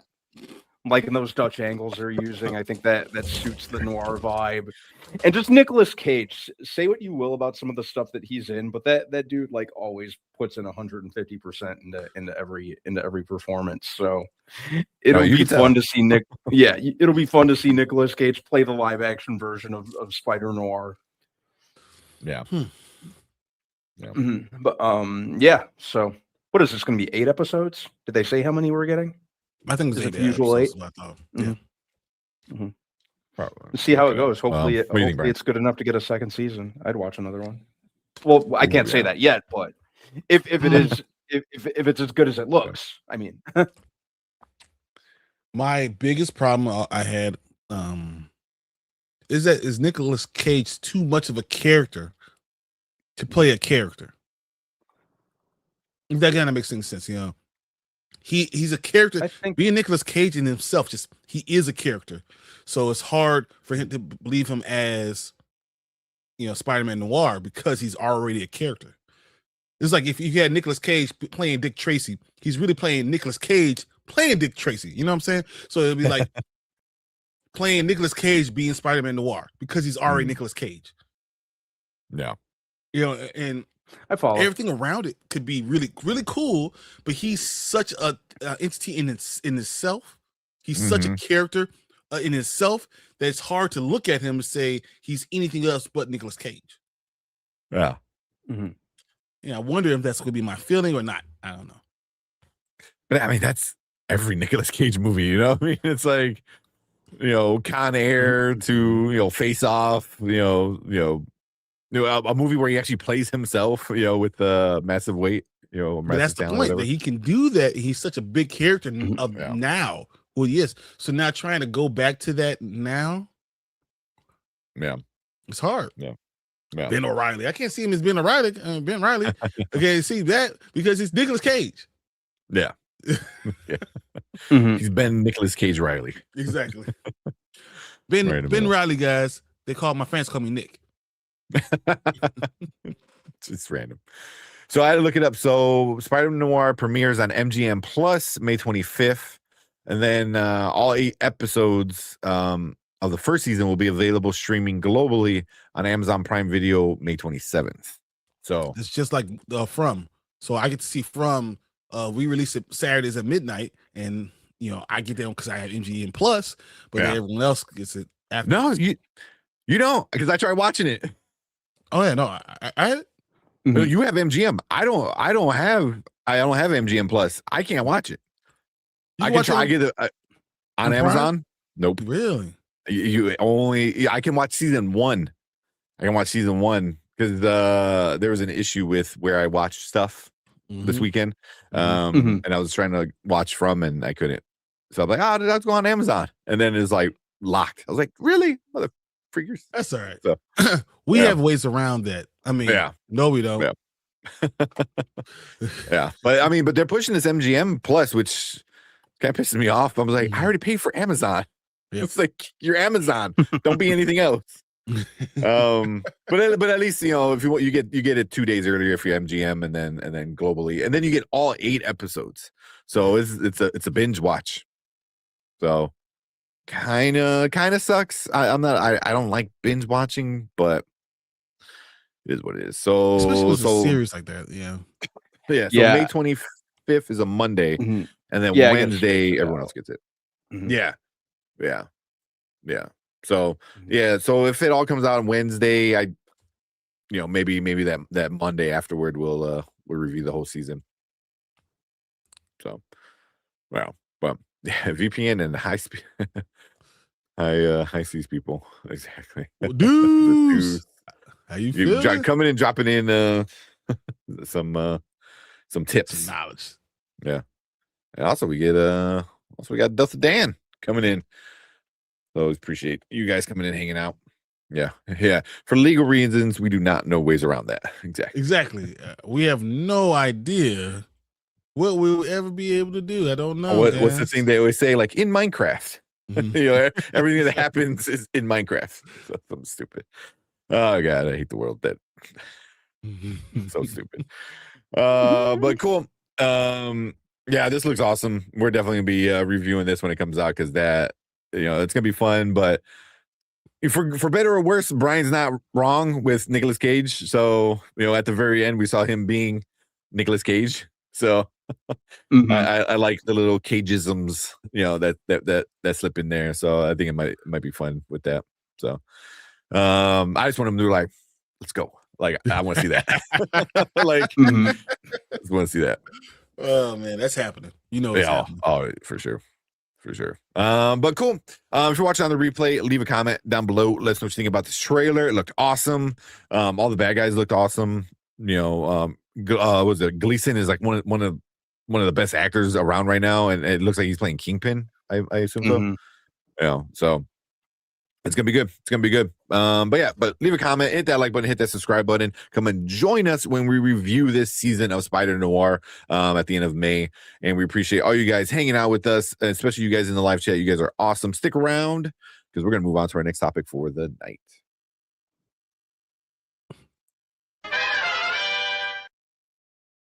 Keep pressing button for it. I see everyone in here is I allegedly know exactly. These are not. We heard from somebody else that's talking about ways you could get around it, but we will never do that. Yeah. For now, I was talking about the movie KJ with Pedro Pascal was pretty good and funny. That was the massive, The Unbearable Weight of Massive Talent. Mm-hmm. That's what it was. The movie's awesome. The movie is awesome. It was also the reason why my wife wound up watching Paddington 2, because and then he goes, it's gonna change your life, and they're like, what? And Erica watched it, and she's like, it's a really good movie. Or Paddington 1, I forgot whatever it was. It's like, it's like she's like, it's really good. And then I think she wanted to watch 2, and then the third one came out not too long ago. So but yeah. There you go. Thanks for subscribing. Sylvian Lover. Appreciate you. Appreciate subscribe. Thanks. Appreciate that. Let's jump into this Jackass. Watch old man do stupid shit. Do stupid shit. Before it was like, oh, let's watch these young men do stupid shit, and now being an old man myself and watching him do stupid shit, I was like, oh, that's gonna take you out for a few months. Oh man, I don't know. Whatever. Is that Nick Cage and Pedro? Why do they even give the character's name? Exactly. It's hard. Like, that's like Pedro being Mr. Fantastic. You know, like you can't be Reed Richards. You're Pedro Pascal. You're Pedro Pascal. It's hard. So in that movie, The Massive Weight of Unbearable Talent, or whatever the hell it's called. Nick Cage is Nick Cage. He's himself. You know, which is just perfect. You know, it's him. And Pedro's like some kind of like drug lord kind of person, but he's like obsessed with Nicolas Cage, you know. So it's a really good movie. I really do enjoy that movie. I thought it was it is stupid, but it's like a funny stupid. Yeah. I highly recommend that one. The person who always you should ask about is the funny stupid would be me. Because I don't like funny stupid stuff, but I love that movie. Yeah. But I mean, I can't say I don't like funny stupid because I love Wedding Crashers. I love You Man. I love Role Models. I love certain things. I just don't like when it's over the top to me. So I picked up some stuff from the Goodwill this weekend. Picked up Punisher. Hey, second best Punisher. Picked up old school Sonic. Oh, I love Sonic. Super old school. Oh no, I got a bunch of DC. I got Superman, Doomsday, Public Enemies, Superman, Batman movie. Hell yeah. Gravity Falls. This is all from like the Gravity Falls too. Look at you, man. And then this. I got all three movies. Wow. All three movies are in here because I know you talked about Forgetting Sarah Marshall. I love Forgetting Sarah Marshall. I fucking love it so much. Forgetting Sarah Marshall is so good.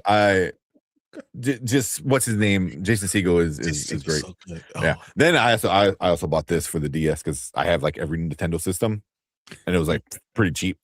And I'm like, I kind of want to play it again. It's been a while. So you remember putting that video game out, Brandon? Force Unleashed. What's that? We put that thing out. Force Unleashed. When it came out, we put it out there. I remember putting it out. On the absolutely. On the shelf. Yeah, that's what I said. Yep. Yeah. Yep. So yeah. I had Force Unleashed is where it's at. Easily one of my favorite Star Wars games. Oh yeah, 100%. And then you get freaking what's his name, Sam Witwer. You know, Darth Maul himself. You know, yeah. Man. But yeah, so yeah, definitely secondhand got some good stuff. And then I picked up a bunch of kid movies, like Octonauts and some Mickey Mouse and this and that for the kids. So I gotta find my box of just I have Just so many effing movies somewhere. So what we wind up doing is just leaving the kids' movies upstairs, so they have their own little stash of movies and they can pick from them all. So, yeah. The movie collection is 6 hours of Seth Rogen laughing. 40-Year-Old Virgin knocked up. Is he in Forgetting Sarah Marshall? I don't think he's in Forgetting Sarah Marshall. No, I don't think so. Yeah, I don't think he is. No. I'm trying to remember. If he is, he's got to be like maybe, but I don't think he does. I don't think he is. I don't think he's in because I remember back then he would usually in some. No, I don't think either. I don't remember him because I remember he would show up pretty often in a lot of like Judd Apatow productions, even cameos.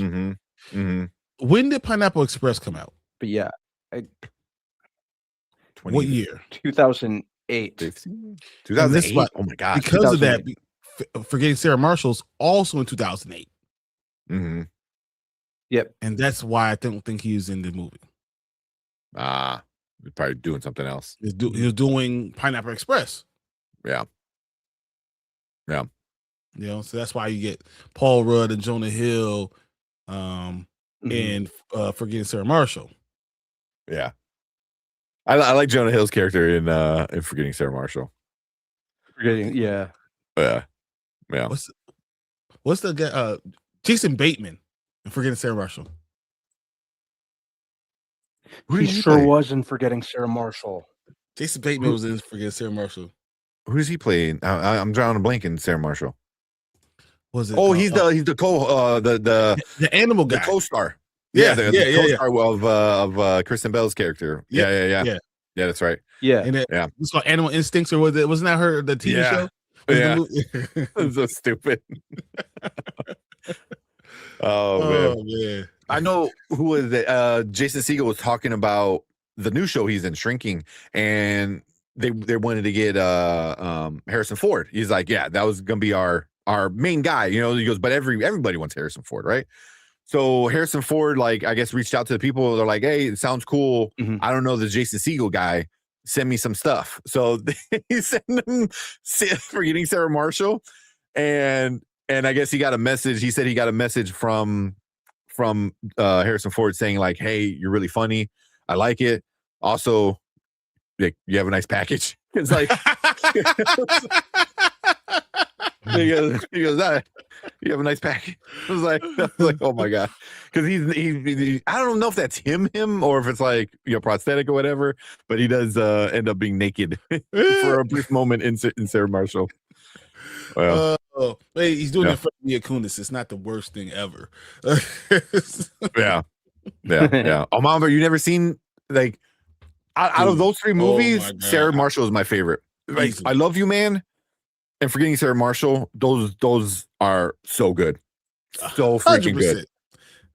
Yeah, I mean, I do love Wedding Crashers. I'm not going to tell you, Wedding Crashers is awesome. I really love Wedding Crashers. Yeah, but Forgetting Sarah Marshall is so cringy, but it's so good. Oh, what's the dude? Was this Aldous Snow? Oh my fucking. Oh yeah, Russell Brand's character, which I'm like, oh hey, it's him in real life. He's a piece of shit. Exactly. No acting needed. So what did he end up doing?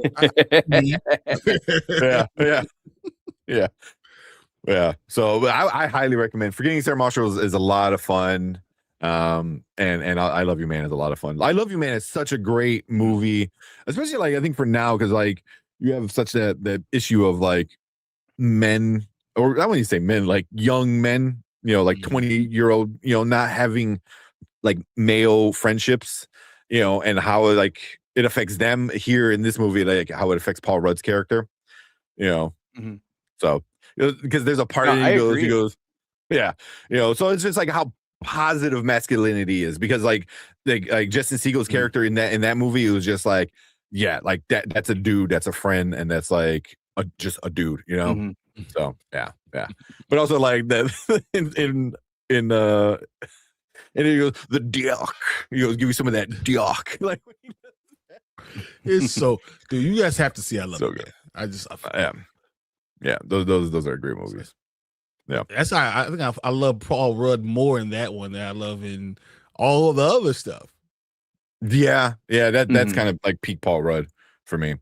You know, yeah. And then you got Rashida Jones in it, who was just awesome. You know, yeah.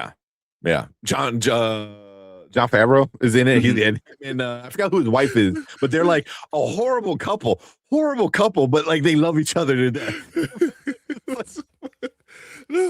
Oh, he was like, what was that the one he was talking about? Oh yeah, when sometimes you can't, you gotta be, you're not gonna be with her. Sometimes you're gonna do stuff, whatever. He's oh yeah, I got this one picture of my girlfriend that I look at, and he's like, so you mean you jerking off to your girlfriend? What is wrong with you? What is wrong with? He's like, it is hilarious. I love it so much. Oh my god, yeah, the greatest. Yeah. So go rent it. I don't know where it's streaming at, but watch it somewhere. It is a good movie for the weekend, for sure. Like you got nothing else to do on the weekend. Watch I Love You Man or Forgetting Sarah Marshall. I love that, and then I'll watch Role Models. And Role Models. Oh my god, I watched those fucking Role model. Models. Yeah. My mom's like a big Kiss fan, and then obviously what's his name? Stifler's like a big Kiss fan in it. And when they're doing like when they do what song? LARPing. The LARPing at the end is awesome. That was epic. But when he's teaching the little boy, about Kiss, and he's talking about like Love Gun, that's what it is, like Love Gun, and it's like Love Gun. He's like talking about his dick. It's no shit. shit. It's like, oh man, top 5 Paul Rudd movies. I think you got 2 of them right there. Man, right? I can't even think of. Because there's was it Wanderlust? I think it was. Yeah, with Jennifer Aniston. The question, that was a pretty good how one. far? I mean, are we including all the, in game? Like Anchorman? You know what I'm saying? Yeah. Are we including in game? That's the problem. Yeah. I didn't think about that. Yeah. So it's hard doing top 5 Paul Rudd movies because he's in. If it's in game. Yeah. He's in, I was like, where he's the Civil star. War. Yeah. Dinner for Schmucks is awesome. Knocked Up. Clueless. Oh man, Clueless. Clueless He was great in Clueless. 40-Year-Old Virgin. Ant-Man. Yeah. I mean, he's been in so many good things. Yeah. Our Idiot Brother. I don't know if anybody's seen that one. That one. It's fucking stupid. I've seen it, but I just can't remember too much of it. Yeah, I mean, it's 2011, so it's been a while. It wasn't like a great movie, but for him, it was a good one. Yeah. I was like Clueless. Well, Clueless. Role Models. This is 50. Which one is 50? This is 40. 40. This is 40. Yeah. Leslie That's a Mann. good one. Yeah. That's a good one. That's a really good one. Cider House Rules. Oh my god, he was a Cider House Rules. Wow. Yeah. This is 40 is really good. That really sums up like a lot. I don't remember him in that at all. He's in Cider House Rules. Yeah, I'm like, what? Yeah. So I'm gonna go back and revisit that. But I would say the Role Models, I Love You Man, are probably my 2 favorite. Where he's like one of the main. He's the main character. So, oh man. But all right, we got sidetracked enough. We're doing the trailer with Anne Hathaway. Probably not. But, we'll have it on our list of other things to check out. Because I want to see this Jackass one, and then Verity. Verity. You want to see Verity, guys. Yeah. Oh man. Yeah. She goes, oh, well, this is why we're friends. Yeah.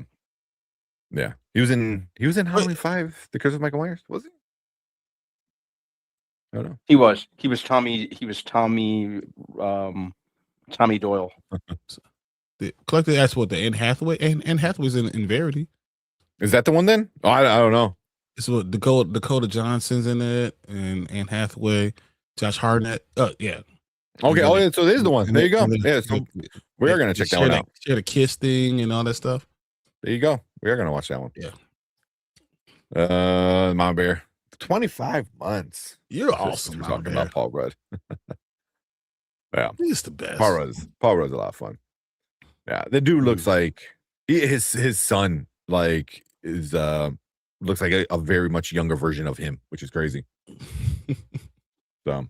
So Paul Rudd looks like a very much younger version. The only way you can tell Paul Rudd's age is put him next to like his son. You're like, oh yeah, look, he does age. Maybe. Yeah, maybe. I'm still thinking it might be the same person. Exactly. Just mirrors. It's like I'm just opening my window. All right.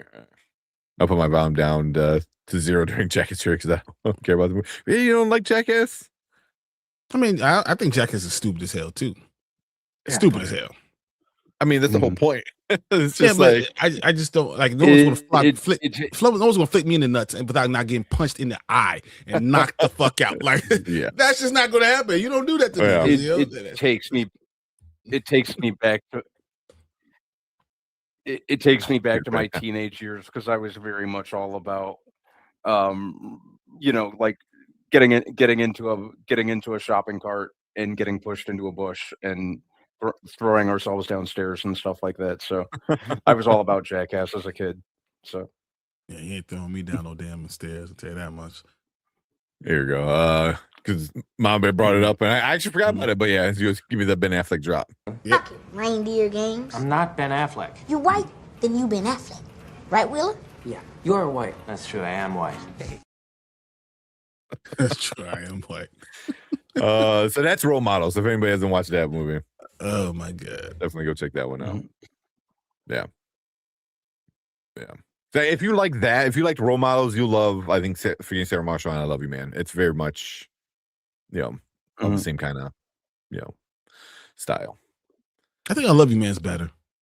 Yeah. I just out of the had a whole I Love You part Man of it too. Yeah.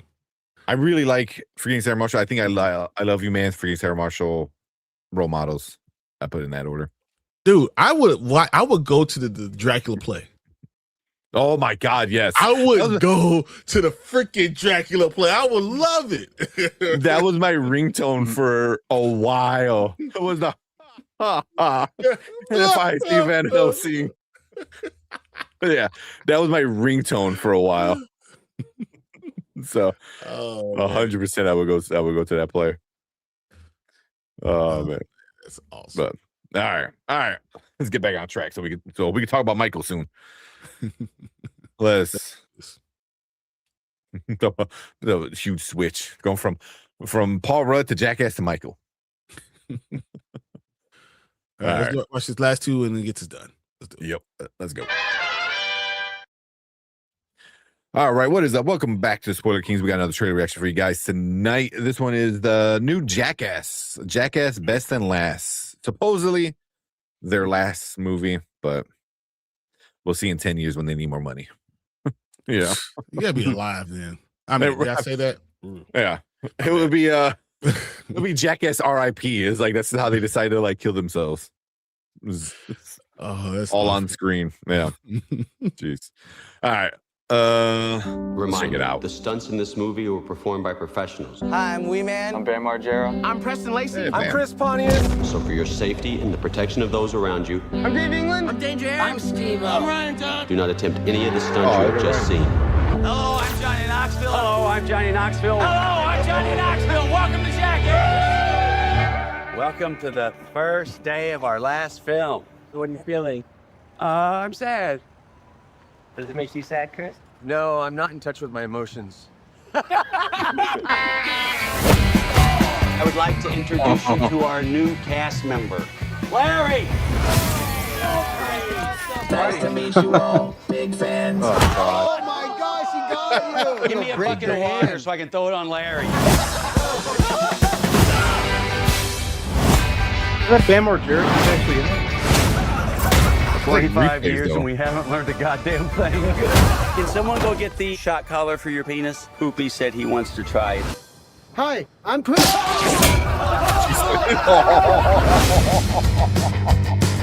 You're taking it to a whole other level. Yep.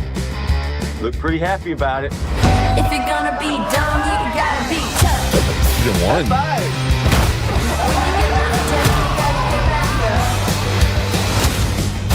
This is the escape room from hell. Start the game.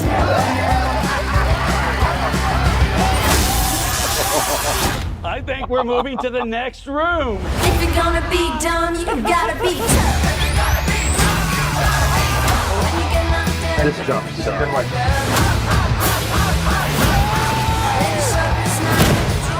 You got it in the stomach pretty good.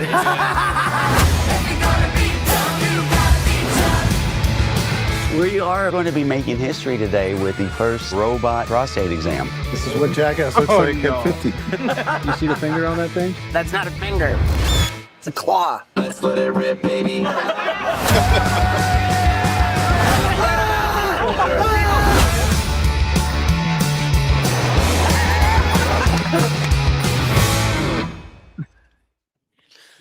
Oh man.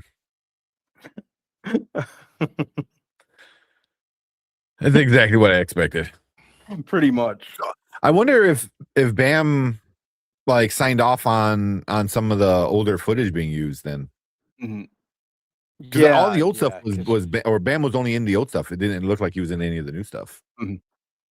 No, because they had that whole behind the scenes drama with him coming back for the last one, and that didn't happen.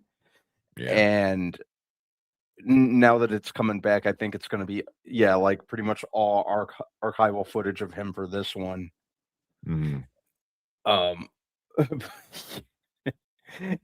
This was I had no idea at all this was coming until a couple months ago when they announced it. So it'll be interesting to see what they do this time overall. If you think about it, this is the post credit scene from the first movie when they're all old as shit. Yeah. That is it. He doesn't need to wear the prosthetics anymore to be the old man. He's just it's just him. Well. Okay. What are you, Brian? You gonna go see it? Hell no. Fuck y'all. No way hell. This is why no. Like there's nothing that I saw that I would ever participate in. And matter of fact, if someone ever did it to me, I would probably 100%. I would probably DDT them. Like on the sidewalk. Like it will be like, American History X. Like 100% that's what will happen to me. You're not going to just do that to me. So no way hell. Yeah. No, don't hit my nuts. Don't do stupid shit like that. But I like watching other people do it because I watch you guys be dumbasses and jackasses. But not doing any of that stuff. So, but I love Jackass. Like I got all the seasons. I got pretty much all the all the 0.5s. So, well, I was all about Jackass and Viva La Bam when I was a kid. So, yeah, I mean, Jackass is Jackass because of Bam. So it kind of sucks that Bam is at least not in this one. I get it says Bam Margera will appear in 2026 Jackass Best and Last exclusively through previously unseen archival footage rather than filming new stunts. Following the 2022 lawsuit and firing from Jackass Forever, Margera agreed to let producers use all the old footage, but not actively participate in new filming. Yeah, which kind of sucks.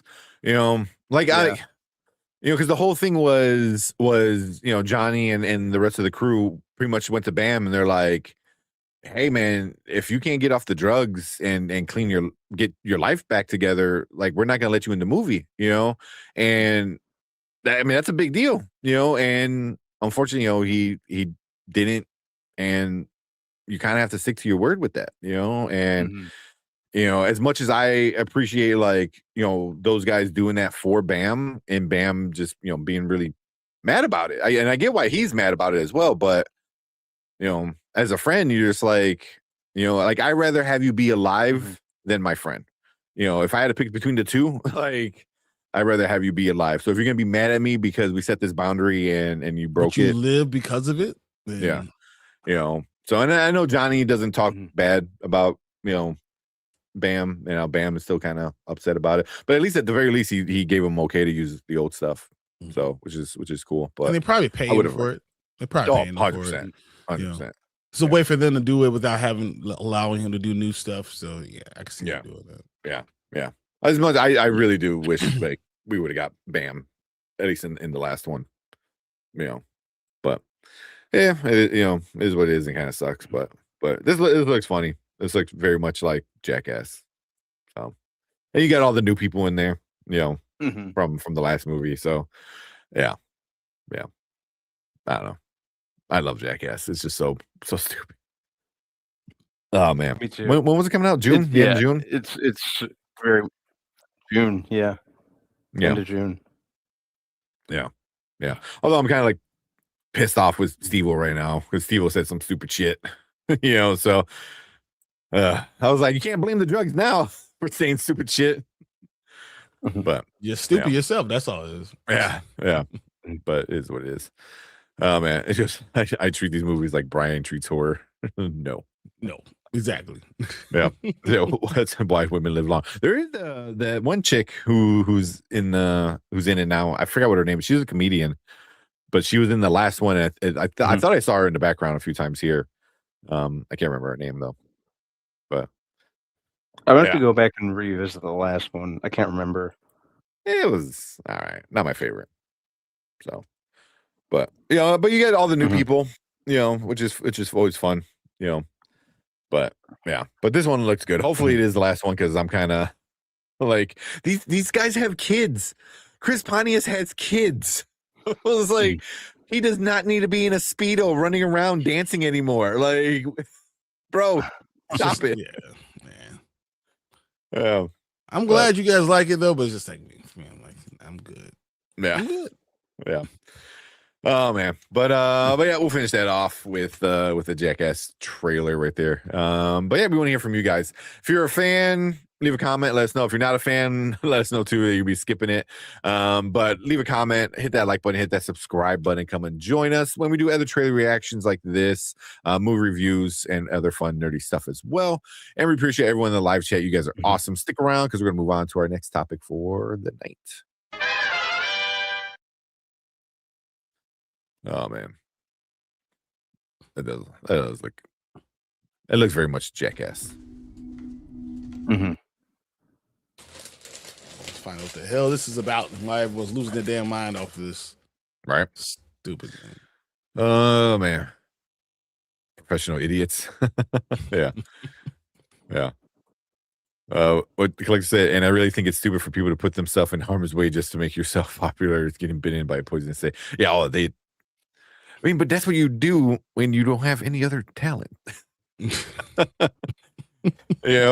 Especially when did this come out? Like late 90s? Was it 99 the first season? Was it 99? 2000 is when Jackass started. Was that the first one? 2000 is when it started off. Yeah. So that was the first one. I mean, that was kind of like the thing back then, I mean, the internet wasn't what it is now. It was just kind of really kicking off, and they did all the stupid shit. And don't get me wrong, like my friends would go out and do stuff, and I just would not. That's just not me. No, my friends wouldn't even do shit like this. It's like, no. Oh, I was all about it as a kid. No, like I don't want to get kicked in the nuts. I don't want to kick anybody in the nuts. Like I'll watch other people get kicked in the nuts. Ball hit old man in groin is like super funny, but I don't want it. No, ain't gonna hit me. Once again, we'll get in real fights. If you want to get in a real fight with someone as big as me, then go ahead, try your luck. Well, we're gonna get a real. Wow, he punched him like he doesn't like him. Sure did. Yeah. They give me a jump rope because I'll be skipping. I remember when the Jackass guys did a stunt where they let a king cobra bite them instead of they say better have had that hand that or hand out right hand on. So yeah, they did a lot of stupid shit. Oh, I mean, like really, really bad stuff. The one I just found out not too long ago. So there's an episode where Bam is in like it might be from a movie. He's in his Lambo. And they tie a string to one of the, I think Aaron, to his tooth, and then they pull out his tooth, right, with the car, right. I found out, like found out recently too, like that fucked up his face, like it like fractured his skull, like he had surgery, like it was like, in the thing it was like, oh, it just popped out, like no, it like messed him up like really bad, like really, really bad. And I was like, damn. So yeah. That's and also awful. That's it wasn't even a tooth that needed to get pulled. He's like, yeah, it was just a tooth. I was like, no numbing or anything. It just popped it out. And yeah. And because the way how violently it was popped out, it like messed up his face. Like he needed surgery and I was like, holy shit, I did not know that. So tells me everything I need to know. Yeah. They just antidote on hand. I got what you're saying. Yeah. I mean, that was the whole Wild Boys thing. You know, the whole Wild Boys thing was them doing stupid shit with animals. You know, lost me, man. I'm glad everyone's gonna enjoy it, but nah, not your cup of tea. Yeah. All right. What's this one called? Was it Verity? Okay, there we go. All right, let's check out this one and let's get into the Michael. Cool. All right, what is up? Welcome back to Spoiler Kings. We got another trailer reaction for you guys. This one is the Verity, Anne Hathaway, a few other people in this one. So I know Brian said we gotta watch it. Collector in our chat said we gotta watch it, so we're gonna watch it. Yeah, I mean, see what the big deal is. Yeah, we'll see the big deal pretty soon. So let's go ahead and watch it. All right, let's go.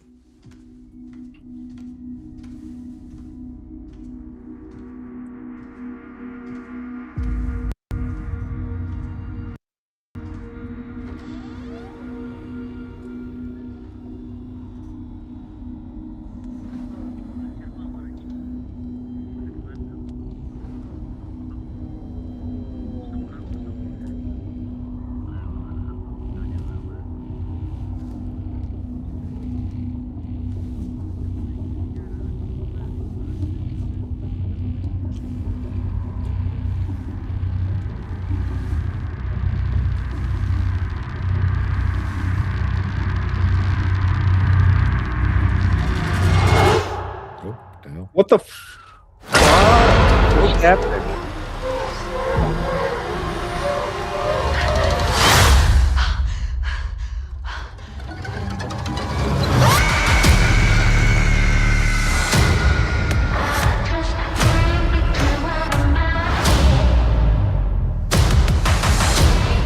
Even with my generous warning, you're going to continue to ingest my words.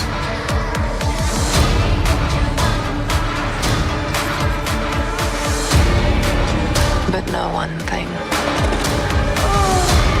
There is no light where we're going. Darkness ahead.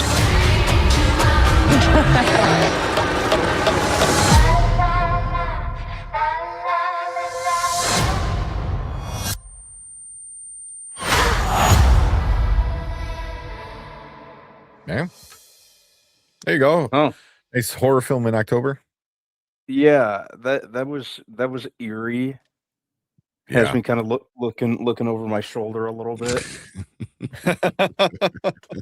I'm gonna look in my bed over here and see like paraplegic, creepy Anne Hathaway lying there. Freak you out. Whoa! I don't even know what's going on. That was an effective trailer. Why you gotta make Yeah. why you gotta make my favorite Kylie Minogue song creepy too? Well, yeah, when you slow it down like that and Mhm. have that other creepy music to it. Let me see if I can read this to you. So, Verity is a 2018 psychological thriller novel by Colleen Hoover about struggling writer Lowen Ashley, who is hired to ghostwrite the remaining books in a popular series for the Indra best-selling author Verity Crawford. While staying at the Crawford home, Lowen discovers a hidden, unfinished biography by Verity that contains shocking and disturbing admissions, forcing her to question everything she knows about the family and her own growing feelings for the Verity's husband, Jeremy.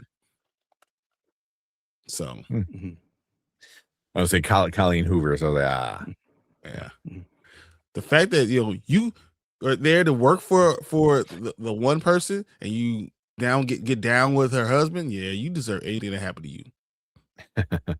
Everything that happened to you, you deserve it. Oh no, she pops into that body. Whatever happens, you deserve it. Yeah, man, yeah, that was freaky. But also, like, did she? And because I'm like, how much was she her husband? You know what I mean? Like I have so many questions now. I was like, like, did she lure her in on purpose? Like, did he do it? Did she do it? Like, who's who? It was just like, well, she was supposedly, if I remember correctly, she was supposed to be working for her.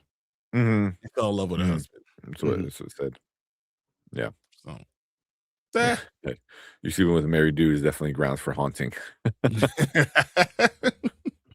Curse on you, curse on your cow. Yeah. What's up, Akers? And Akers said, I didn't enjoy the Verity presentation at CinemaCon, relying too much on Hoover's name, in my opinion. Yeah. Yeah, I can see that. As soon as you said Colleen Hoover, I was like, yeah. I'm surprised we didn't see, that name a bunch of times in this trailer. They probably say that every time they said anything about it. So yeah. The next trailer is probably be like Colleen Hoover is gonna be bigger than the actual. By the way, Anne Hathaway's been super busy this year, huh? She has been working a lot. Yeah. Oh man, yeah, damn. Yeah, she's in a bunch of things coming out this year. Yeah. But I mean, that's good. As much as you can. Yeah, if you don't have kids, whatever, you work. Yeah. Does she have a kid? I'm not sure. Yeah. Yeah. Also, Josh Hartnett, right? kind of coming back. She has one, right? Am I right? Yeah, I'm here for his comeback. I've always been a fan of his. Yeah. Mom Bear said that. I hate when the guy turns into a woman and then bites you. Just two. Just two kids? Okay. Yeah. Nick, like I said, I actually bought the book for this. I want to read it before the movie comes out. Okay. So yeah. Looks good. Yeah, right at the beginning of October. So you got a nice Halloween, creepy, spooky, freaky movie.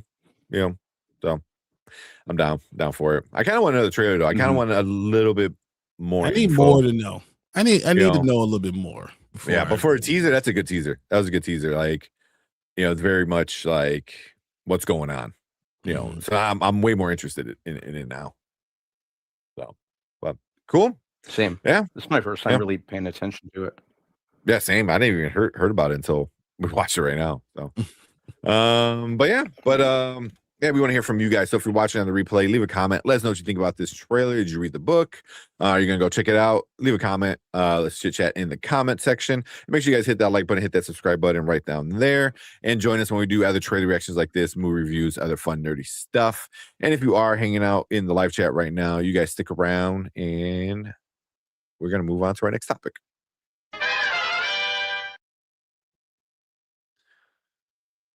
Oh, man. That was weird. Yeah. The E. You buy me, I'm buying back. Super weird. Oh, there you go. Yeah. Fernando. Is that MBD and hosts, etc.? I'm hearing about the new Fog remake. Oh. Why another Fog remake? Why? We already did that once and look how that ended up. Yeah. Mm-hmm. Yeah. Oh, so you're gonna read Odyssey and Leave the fog alone, and then read Verity. Mhm. Odyssey is pretty big. Isn't At least it seemed big in high school when I remember reading it. it was like that big? Yeah. Iliad. How big is the Odyssey book? That's crazy. Yeah. At least I think because it breaks it down in like different like stories of it, right? So maybe you just read just a certain part of it. Yeah. Yeah. Haven't heard about it. It's 121,000 plus words. I'm not sure if that's what a normal book is. Because it's 24 books or chapters. Chapters. Mm-hmm. Okay. Seems about regular though. Yeah. That's why I was like, it could be bigger than I remembered because in high school I hated reading. So it says about 600 pages. I don't seem like that bad. Yeah. All right. Well, let's get into what we've been wanting to talk about. Did you know they had Kat Graham hired to play Diana Ross? Yeah, and she actually filmed things. Yeah, I think she filmed stuff. Yeah, that's right. Because we saw some pictures before. Mm-hmm. And they had to go back and after she decided she didn't want to be in it, she sent her lawyers stop a deceased desist letter and told her that she had to be out of it. So she kind of that sucks. Yeah. I mean, that's not on her. You know, she would have been a good Diana Ross. Yeah, absolutely. Yeah. But it kind of can bring in a lot of things that you probably don't want the answer. Yeah. Yep. Exactly. Yo. All right, Collector. Have a good night. I know Good it's night, super man. late. Yeah. Yeah. Night, Collector. Oh man. Oh man. It's Collector. He drops War and Peace, Odyssey, Moby Dick, and calling it light reading. Exactly. just my weekend. Oh man. And then Aker said, Howling New one presented at CinemaCon as a concept more than with footage, but speaking to them after they allowed Mika Monroe to leak her involvement, so it'll begin filming in October. Really? Huh? That's interesting. So hopefully it's good. I think I made a background. Yeah, I did. There we go. Oh man. All right. Got the synopsis. Do you even need to read a synopsis or just go off of memory? I probably could actually. Yeah. Oh man. But yeah, I think we're good to go. Let's jump right into it. All right, I'm ready. All right, let's go. Man's not there. Yeah, he was just there. There he is. I wonder the lag. Because he wasn't there for a second. I was like, oh. Yeah. Okay. Yeah. You good? Lag kicking in? Yeah, I'm good. Yeah. Okay. Definitely. All right. Okay. Because you weren't there for a second. Yeah. You were gone. Weird. Yeah, I've been sitting here the whole time. Well, yeah. All right. Try that again. Let's go. All right, what is up? Welcome back to Spoiler Kings. We got a movie review for you guys tonight. This one is very, very much anticipated from all of us, and it looks like the whole world at this point. But we are finally going to talk about Michael, the movie about Michael Jackson, starring Jafar Jackson. You know, his nephew, pretty much. And then Coleman Domingo is Joe Jackson, and Nia Long is his mother is Catherine Jackson. Catherine. Mm-hmm. Yep. Yeah. And then you got a few other people Antoine Fuqua. Well, yeah. You know, yeah. So yeah. So this one had a lot of issues going in, a lot of legal stuff. You know, we found out later as it started coming out. So finally we got it out. We all watched it, and we're about to give you guys our thoughts. So we're gonna get into our ratings at the end. We'll get some Rotten Tomatoes because Rotten Tomatoes has some opinions.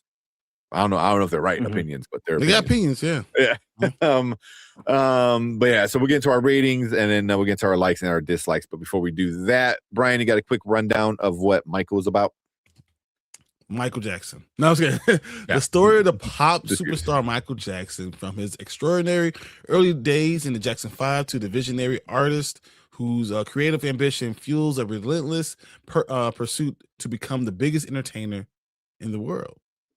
Yeah, so this is pretty much from early Jackson 5 to, was it 1988? 80, it was 88? Okay. 88, yeah. Okay, yeah.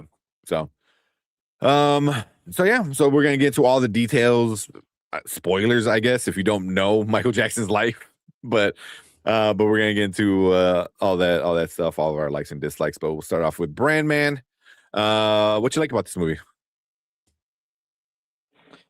There's a lot that I really liked about it. I think they really did a good job capturing just how larger than life Michael Jackson was as the definitive pop icon, I'd say. I think pacing wise, it really it worked quite well because it moved at a nice brisk pace and it held my interest all the way through. I love the way that it was filmed, man. Like the I don't know what kind of stock or that they were using for like the 60s, 70s, 80s flashback sequences, but it felt like a retro style film.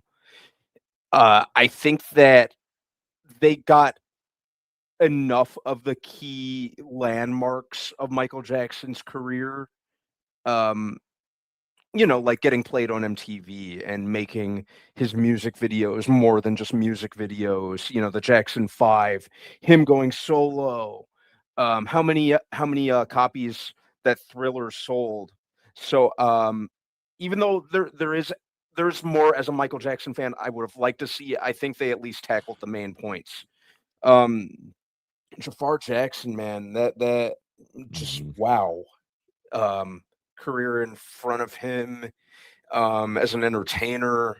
I'd love to see if he does more beyond just playing his uncle. He really embodied him in every sense of the word. From the mannerisms to like the tics that you'd see on TV, the dance moves, obviously those speak for themselves. I think the best way to and for that matter, the acting all around the board was really, really good. I don't think there was a performance in the movie that I didn't like. I lost my train of thought for a minute there. What was I going to say? It definitely left me wanting more. I was so pulled in. I could have easily sat through 40 more minutes of film, a movie. But yeah, I thought it did. It was a cut above some of the other musical biopics, and I really think now I remember the only way to experience this is either in Dolby or IMAX to get the full musical experience, because obviously the music's a big part of it, the biggest part of it, dare I say. So I'd say check it out that way. Really that's the only way. 100%. Okay. What about you, Brian? Or some things you like? I think what Michael is really more of a movie about the celebration of Michael Jackson, the celebration of the fandom of Michael Jackson. And I think that's the misconception. Like, this is not a biography. This is not about giving you everything about who he was. This is really talked about a lot of points in the music and gave you a chance to remember and see a grounded Michael Jackson and remember him for who he was and musically. It didn't talk about a lot of things. We see the rap, but we didn't hear about Ben. We didn't see about all the other solo albums that he kind of released under Joe Jackson. Off the Wall was the first time that he was released the album that was really under him with Quincy Jones, like all those type of things. Like, And I don't know, they didn't explain as much, but they kind of hinted at a lot of these things. So, but that's not what it was about. It wasn't like a one-on-one about a biography about what he was. It was about the music that moved everyone, that changed the world and who he was. To that point, I'll read you what Antoine Fuqua said. He said, I wanted to humanize Michael. I wanted to get to know him, how eccentric he was, how he was as a young man. I always felt the younger generation didn't know Michael or his story. In order to tell anything about Michael, you have to remind people about the magic of him, the power of music, and the fun that he brought into the world and his own insecurities. He's one of the most complex characters to tell a story about. My approach was to ground him as much as we can so that he's relatable and anyone outside of being on that stage. That's what the story's about. He tells you what the story's about. Yeah. That's what the whole thing was about. So all the outside noise and all that stuff, I don't agree with it, because that's not what was going on. That was not what the goal of the film. That's not what Antoine Fuqua went to go do. He went to say, I'm trying to give you this story and give you this younger generation a chance to really experience Michael. Yeah. Even like what Mama Bear said, influence Diana Ross had on his life was left out, and it was left out. It was taken out. Yeah, I would say it was taken out. She did not allow you to have that in there. Yeah, which that's going to change the story, and a lot of these other things that plays into things not being in the movie for one reason or another, kind of changes like the story. I really wonder if we had Diana Ross, if we would have got more details about his personal life a little bit, because we got very, very surface level kind of stuff about his personal life. And I wonder if a lot of the changes for legal reasons and stuff like that, why we turned it more into like you said, like a celebration of the fandom and the music, rather than, Michael as a person, or the growing up of him and things like that. Because I mean, we said that, she was casted, everything was filmed, and just was taken out. Cat Graham's scenes were taken out of the movie, plain and simple. Yeah. So, the real reason he had the nose job, he actually broke it on stage. So, because I know he had multiple nose jobs in real life. Here, they only kind of show 2 one or 3. No, they showed 3 because they saw the first one that Joe Jackson talked about, and then they a second one. He went to the next because he had another thing on his nose, and then he went to the most recent one. We saw the nose that kind of looked more like the Peter Pan little slope. Yeah. So like they showed it 3 times. The Diana Ross part is problematic. The other thing we kind of miss is The Wiz. The Wiz is a huge production that we're talking about. Motown, you're talking about Barry Gordy and those things. That's a huge problem that you're not having that. But because if legally someone tells you can't use my likeness, how can I use The Wiz? But you can see him in the makeup for it, right? In the movie, you see him in the makeup for it, but they never talk about it. They can't mention The Wiz. Yeah. So, I mean, and that's this kind of stuff that, because it's not a documentary, and I think people wanted a documentary. There's so many documentaries about Michael already. This is a biopic, so it's different. So, and I think for what it was trying to do, that leaving out some of that stuff was okay. I think a lot of people would have preferred it, but I think people know Michael as, especially later on in his life, like, the guy who was always in the tabloids and this and that. And I think that's what people wanted, and the director was like, no, like you said, we what do you say? Like, you got to get the magic. You got to get the Michael magic, and I think that's what it did.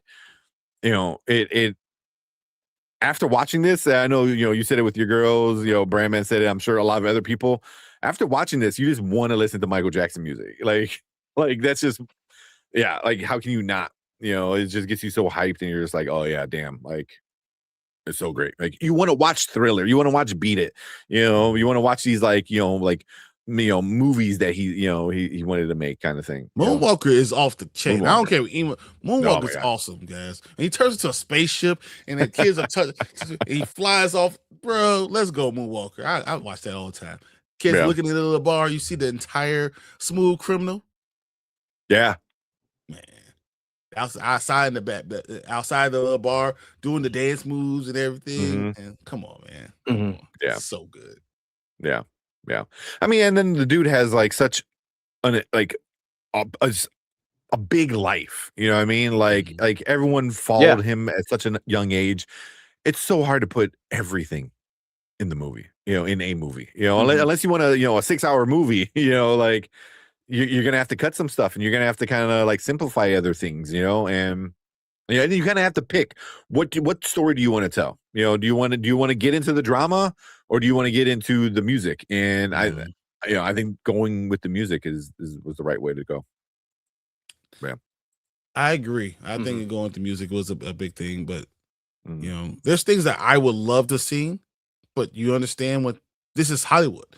These are stories that they control. So I just wanted to enjoy the moment. If you are a Michael Jackson fan and you can enjoy just the music and the story for what it was, and just understand it's not the whole story, it's just whatever it is, it's a celebration of life, it's a celebration of music, it's a celebration of what we know as the king of pop. And I wonder with how much money it's going to make, how do they do part 2? Because it's already been greenlit. How do they do it? And does it take 5 years to come out? Oh my God, it better not. It better not.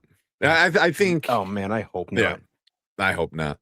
I think going through a lot of the rough patches in this movie with some of the legal battles, I wonder if like the team behind it kind of has a better idea of how to handle things before it gets to a point where like, oh, we have to cut this, redo this, rewrite this, and kind of change the movie. So hopefully, this movie being as good as it was, they kind of learned some lessons legally, and behind the scenes to hopefully, get the next one, coming through pretty quicker, or pretty quick, much quicker. But can I ask you guys some questions though? Yeah. Were you guys disappointed that you didn't get Bad? Yeah, a little. I'd say so. Yeah, because I think that that deserved just as much attention as Off the Wall and Thriller did. It seemed like they laid aside a good chunk of the narrative dedicated to those two albums. And Bad was right up there with them, especially if we're only going up to 1988.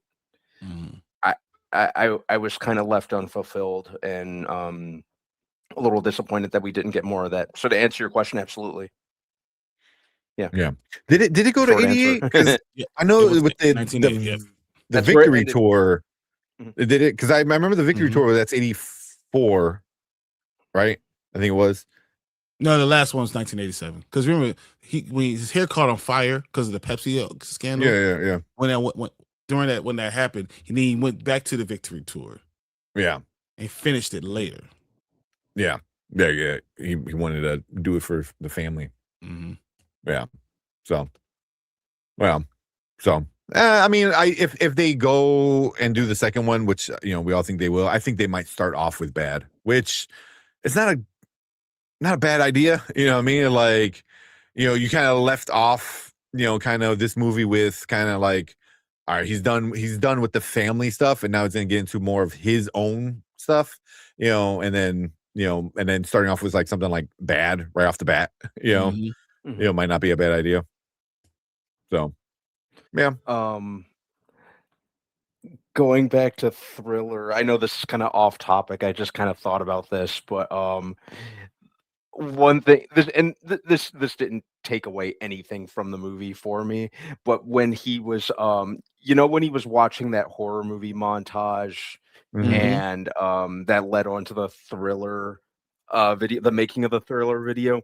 I would have loved if one of the movies that he was watching during that scene was American Werewolf in London, because as I'm sure you guys know, American Werewolf in London was the reason he had contacted John Landis, who wrote and directed that movie, because he insisted that he direct the Thriller video and that Rick Baker do the makeup effects. Would have been just a nice Easter egg. But I did see that when he stopped the shooting of the Thriller dance and said whatever he said to the one assistant, he's like, "Yeah, I'll tell John." And if you know what John Landis looks like, the director was clearly, John Landis. That was I would have added that. I thought that would have been cool. Yeah. Again, I wonder if it's like a legal thing, because now, movie. I don't know who owns American Werewolf, but I think it actually is Lionsgate and Universal. Oh, then that should have been super easy. Yeah.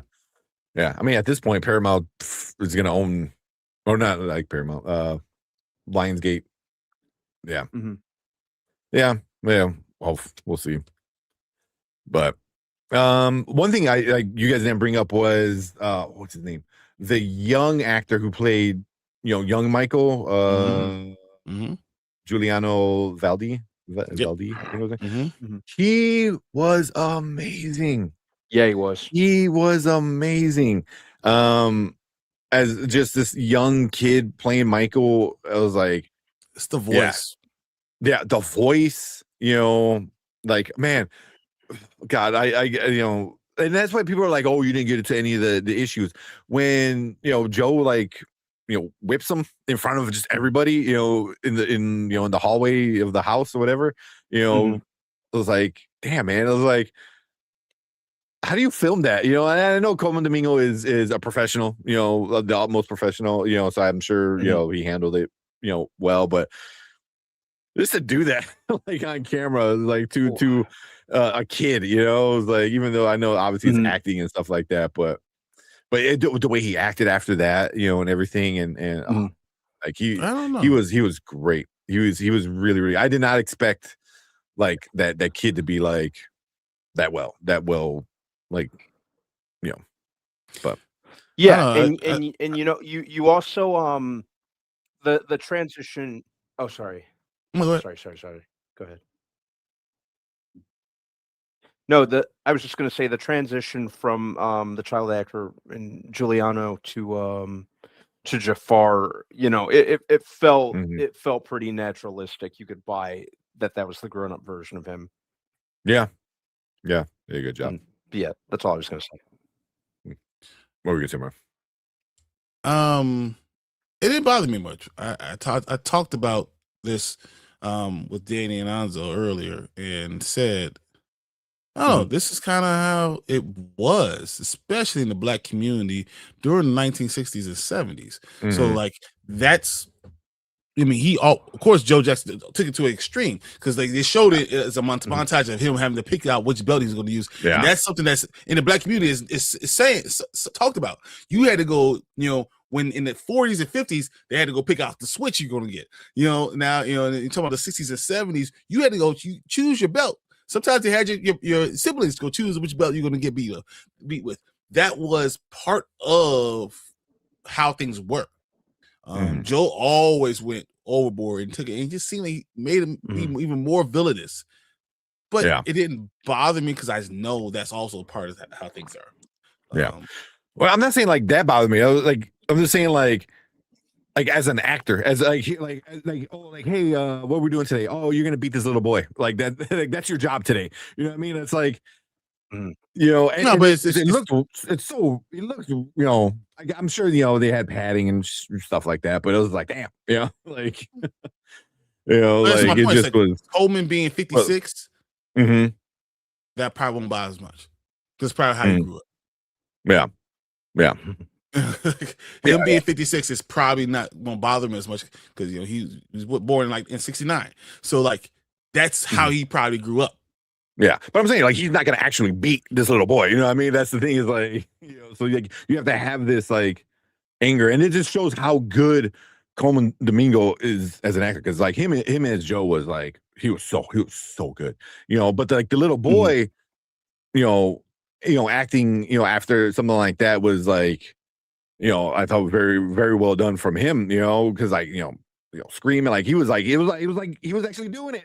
Like he was actually whooping him, so it was like, because like you felt it was real, and it just shows like how good the actors were, they could do something like that, and you're just like, damn, yeah, that felt real. Yeah. The acting, the things that I saw that really like resonated with me with the acting was when Michael first brought Bubbles home. That was a huge thing, and how the family reacted to it. And when Michael had Ben the first time, everyone's like, you can put that damn rat away. How the family reacted to him, and it's stuff that Joe said. He said, hey, you're gonna realize one day that they're not going to understand you. People out there, you're gonna need your family around you, and they're not going to treat you that way, and they're not going to understand you. And when he did eccentric things out there, the family was like, nah, that's just Michael. Like things that I would have bought me, like you brought a damn giraffe, you got llamas and stuff like that, you walking llamas down the damn street, that would be like, what the hell's wrong with this person? But the family just like, well, that's just Michael, and that's just how he was, and I thought that was interesting in itself too, because they didn't treat, when he first got that nose job and Joe saw him, he was just like, yeah. Like it was just like whatever. It was just to that effect. And I think that being able to do that and show that without words, just in your acting in itself, that was it. The family, whatever. Or he's like, hey guys, can we come out play Twister? And he's like 27 years old, and all the other guys are like, we're going out, bro.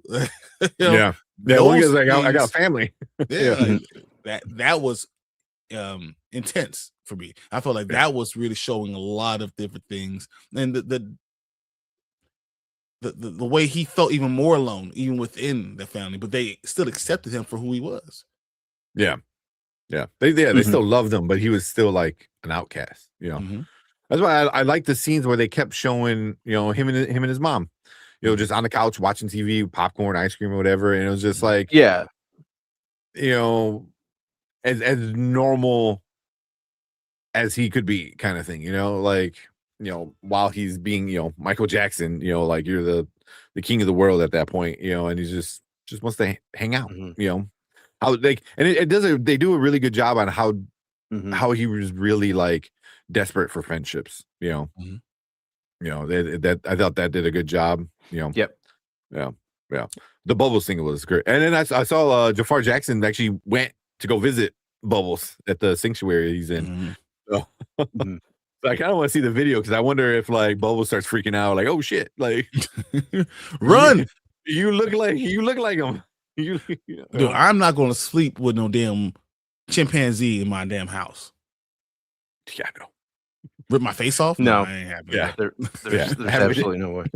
No, especially after watching Nope. Like damn primate. Nope.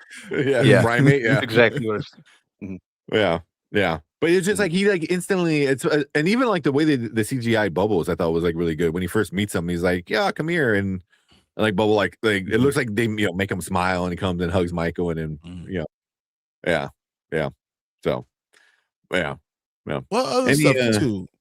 Like I didn't really know about. So I knew about Bill, like but I didn't really know how close that connection was. Yeah, things like that. Yeah. So that was really interesting. It felt like a friend / father type of figure, support for him. So all that was really interesting.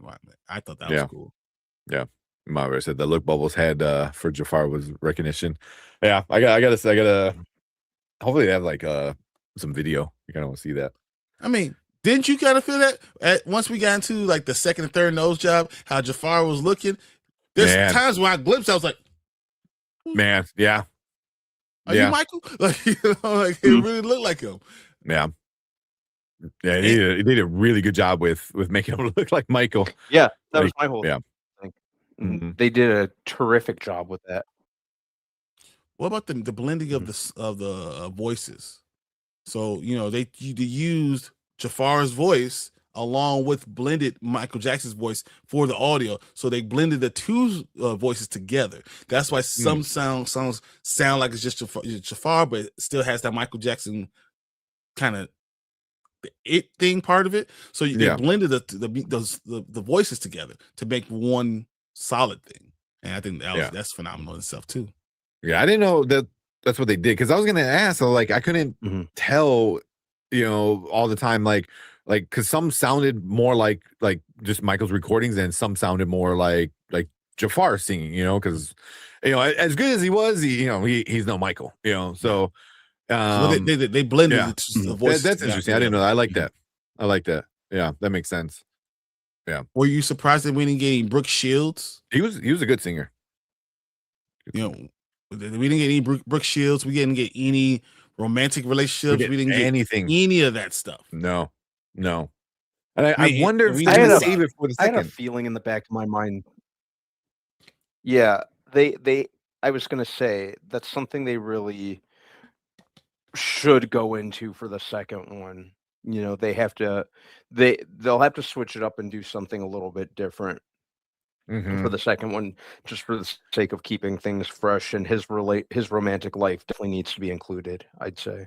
Yeah, especially if you get into kids, possibly, if they allow it. Yeah, that's going to be interesting. And if you do those things, going, because the Lisa Marie Presley, the 3 weeks after they break up, that's when he starts in the artificial, all that stuff. Those are all big things.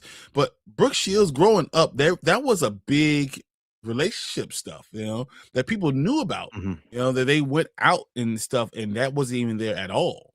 Yeah.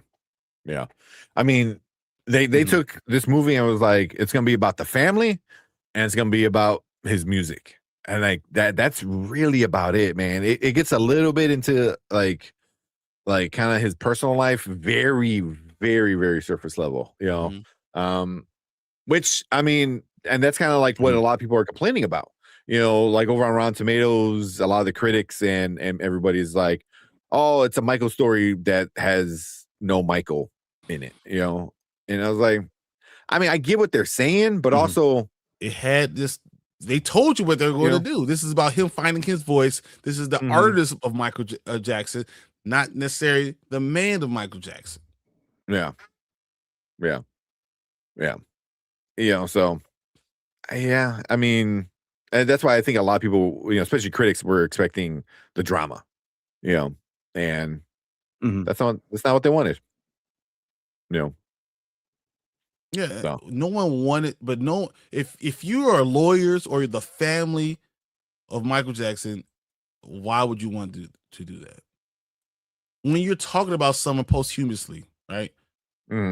You're not going to give the negative at all. Yeah. And they give you little small things. The nose job, the Joe calling him Big Nose when he was like 6 years old. The idea that he wanted to be Peter Pan, the picture of Peter Pan, and how his nose looked, and that's how he eventually was trying to get his nose to look, stuff like that. But that might not be the whole story, but that's what the story from the outside is, right? So that's what they gave you. Yeah, exactly. Yeah. So, yeah. Said Myra said his actual romantic life, not what they tried to convince everyone. Yeah, exactly. Yeah. I will say that one scene when he left that snake with that girl. he might be hungry. You better watch out. Oh yeah. He just left. He left it with Latoya. Yeah. I was like, what are you doing? He might be hungry. She was looking like how hungry? He's like, you don't get this thing. Yeah. I think that was another, like, I don't say a problem I had, but a thing that I think the movie missed was no Janet. Well, Janet says you can't have. Yeah, that was. But yeah, you run into that problem again. So what are you gonna do? Yeah. And they didn't even acknowledge her existence at all. They couldn't. Yeah, they couldn't. So it seemed like they couldn't. Yeah, like Latoya was kind of there for everything instead of Janet. So, but again, that's when you start running into these legal problems where it's a biopic, not a documentary. So if somebody says I don't want to be in this movie, you have to change the story a little bit, and then that's when it starts to change. So I mean, what are you gonna do? I mean, there's not much you can really do about it. So you kind of just work around it. And I thought they did a good work around with specifically, with his sisters. Yeah. So yeah. Well, I think even the fact that really they didn't dive into his brothers, Marlon and Tito. Not really. They really didn't because it wasn't about them though. That's not what it was about. Though it was about the music, but it wasn't really about Jermaine. It's not really about them. Jackie's not. No one cares about Jackie. That's not what they're trying to get into. Yeah, because it was him and the family, but like the head of the family being Joe. So it was that. It was a lot of their. He was the villain battles. in the story. You know, Michael was the hero, and Catherine was the support, and that's really all they talked about. And the brothers were there because they're part of Jackson 5, but that was really seems to be like that was it. Yeah, and you're kind of stuck, So, and any other issues you guys might have had? Because I didn't have too many. Because all my biggest issues were like this person wasn't here, this person wasn't there. They skipped over this, but that's all legal stuff. Yeah, I'd say we covered it all. I think that I get what some people are saying about it feeling sanitized because we weren't really told anything about Michael that we didn't really already know. It was just he was a great dude and his music was great and that was it.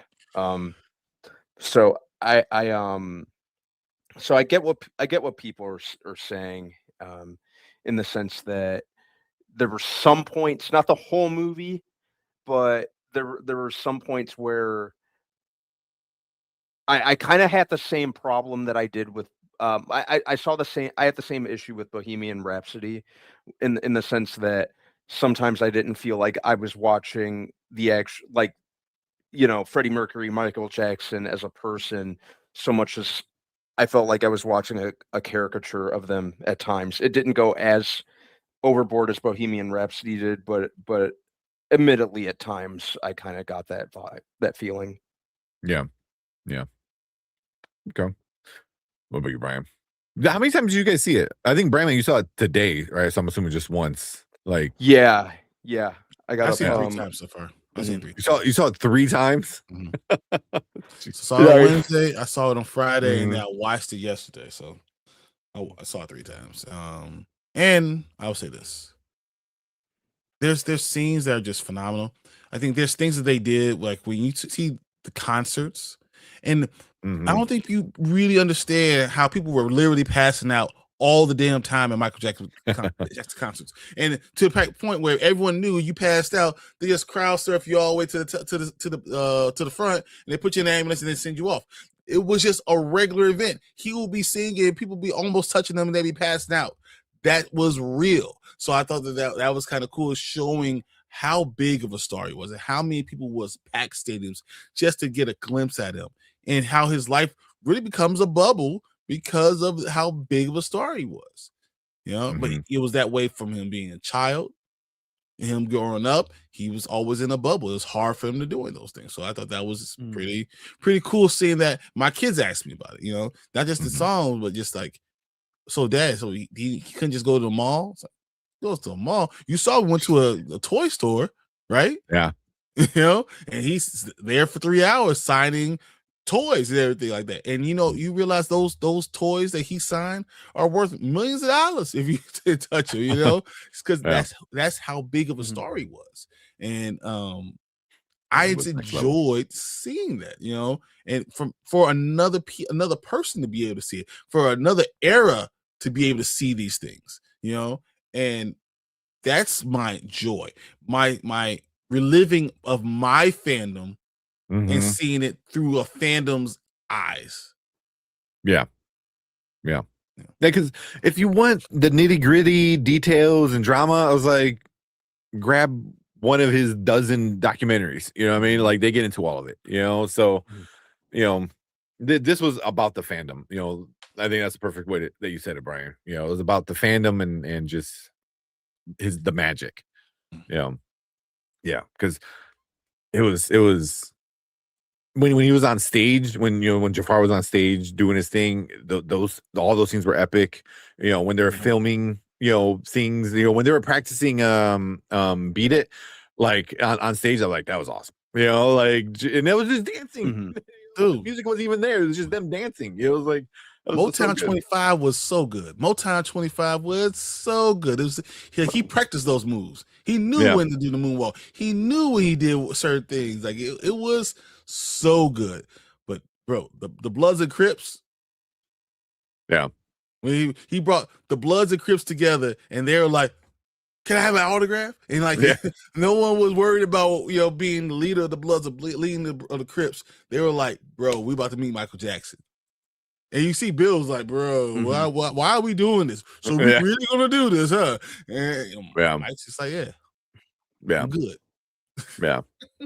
And it's like, I think that's like a good to see from him, because of all the negativity that's surrounded him. Whereas like, where I think he wanted a lot of positivity in the world. He wanted to do good, and stuff like that, So, go. There's the scene of him at the hospital giving out the toys. That was like a great scene. So there's a lot of good things, in here too. So I'm really curious to see what happens in the second one. I hope they kind of keep the same vibe, but it's gonna be hard not to get into all the issues from the 90s, that we're gonna get into. You do it in a way that you keep it the music, the main thing. Exactly. Yep. You talk about he has to be you mentioned he has to be in court and how it's affecting him and how he dives into his music in a certain way. You talk about it in that way, keeping it in the music because I agree. It's hard. So like the FBI looked at this stuff for 15 years and never could press charges. So it's hard to say anything, and you already have a settlement outside of court that you can't dramatize these things. So it's going to be very difficult to do any of this stuff. So keep it about the music. Keep it as a fandom outlook. Do it that way. That way you don't have to worry about as much the court case. You don't dive into the court. You talk about everything on the outside. Yeah, but you and how it all just it funnels into the music. Yeah, exactly. You acknowledge I was there, but you just what came of it? Dangerous. Remember the times how he demanded that that Eddie Murphy was the pharaoh, that Iman was the queen, was Nefertiti. Like that. Talk about those things. Talk about how he wanted to show certain things that people didn't want to see on MTV. Talk about how he felt certain ways about what was going on in the court cases, and he poured it back into the music. And then talk about his resurgence into music again because the court case took a lot of his stardom, star power. There's a lot of stuff that he had to go back into music. And then he reinvented himself in Invincible. There's a lot of stuff you can talk about. I agree. So yeah, but I mean, you're always gonna get those people, the negative people who want to talk about the drama, and this is it's not what it is. It's not what it is. So agreed. Yeah. Anything else before we move on to our ratings? Yeah, it's a great movie. That's it. Yeah. Oh shit. One last thing. When he was in the office with like the head of CBS or whatever, the record label thing. Yep. And he tells him about the MTV thing. Yep. I doubt that's how it went down, but on screen that was awesome. Where he calls MTV, he's like, all right, cool. You don't want to play Michael? Well, you don't get anybody else. You don't get Bruce Springsteen, you don't get blah blah blah. And I was everyone like, out of CBS. Every CBS artist gone. Yeah. So that was a great scene because it just shows like how much these people believed in Michael. you know, that they're willing to risk their other stars, you know, for Michael because they know, you know, it's Michael. I think they're afraid to lose him, and they realize how big of who he is. He might be the greatest entertainer you ever seen in your entire life, and we're not letting him walk away from us. We're not going to do what they did. We're going to do whatever we got to do because we know he will leave. Yeah. Yeah. And the whole thing was like, he goes, oh man, you know, we tried to put it on. He goes, with all due respect, try harder. It's like, you know, just, yeah, that was great. Cause even Michael, like being intimidating, you know, like in that moment was still very, it felt very Michael, you know? So even the courtroom thing, I mean, the courtroom and the room where everyone is, talking about new lawyers. And he was choosing, you know, who his lawyer is going to be. That whole thing was really cool. I thought that was awesome. You know? Yeah. So, but yeah, cool. Now let's just jump into our ratings. If you guys don't already guess what we're gonna rate it, but we'll bring that up. Where is it? I'll bring it up right there. No, wrong one. Did I get rid of it? Oh no, there it is. All right, sorry about that. I was like, wait. Yeah. So over here we do things nice and easy. Now, later, never. That's how we rate it. Now it means you gotta run to the theater, watch it right now. Later, wait till it's at home, and never means just skip it. Brandman, what are you giving Michael? An easy now. But for the full experience, you got to see it on Dolby or IMAX. You know, it's a musical experience first and foremost. They centralize the music, as one would expect. And I think the only real way to experience that is on the biggest screen with the best sound possible. So, and Jafar Jackson really leaves a lasting impression. I get what people are saying with it being sanitized and by the numbers, and to an extent I agree, but I still kind of consider it to be a cut above some of the other biopics, as especially in recent years. It's definitely one of the better ones that I've watched. So yeah, I thought it was great. So yeah, this is a very easy now. Okay, we got one now. What about you, Brian? Bro, you don't even need to ask me. Now I wish there's another word. I seen it 3 times, man. I want another word for now. Like, if you only watched it one time, you need to go watch it 2 more times. That's what it is. Like, you need to go see it as many times as you can to enjoy the experience, and understand what the experience, and share with somebody.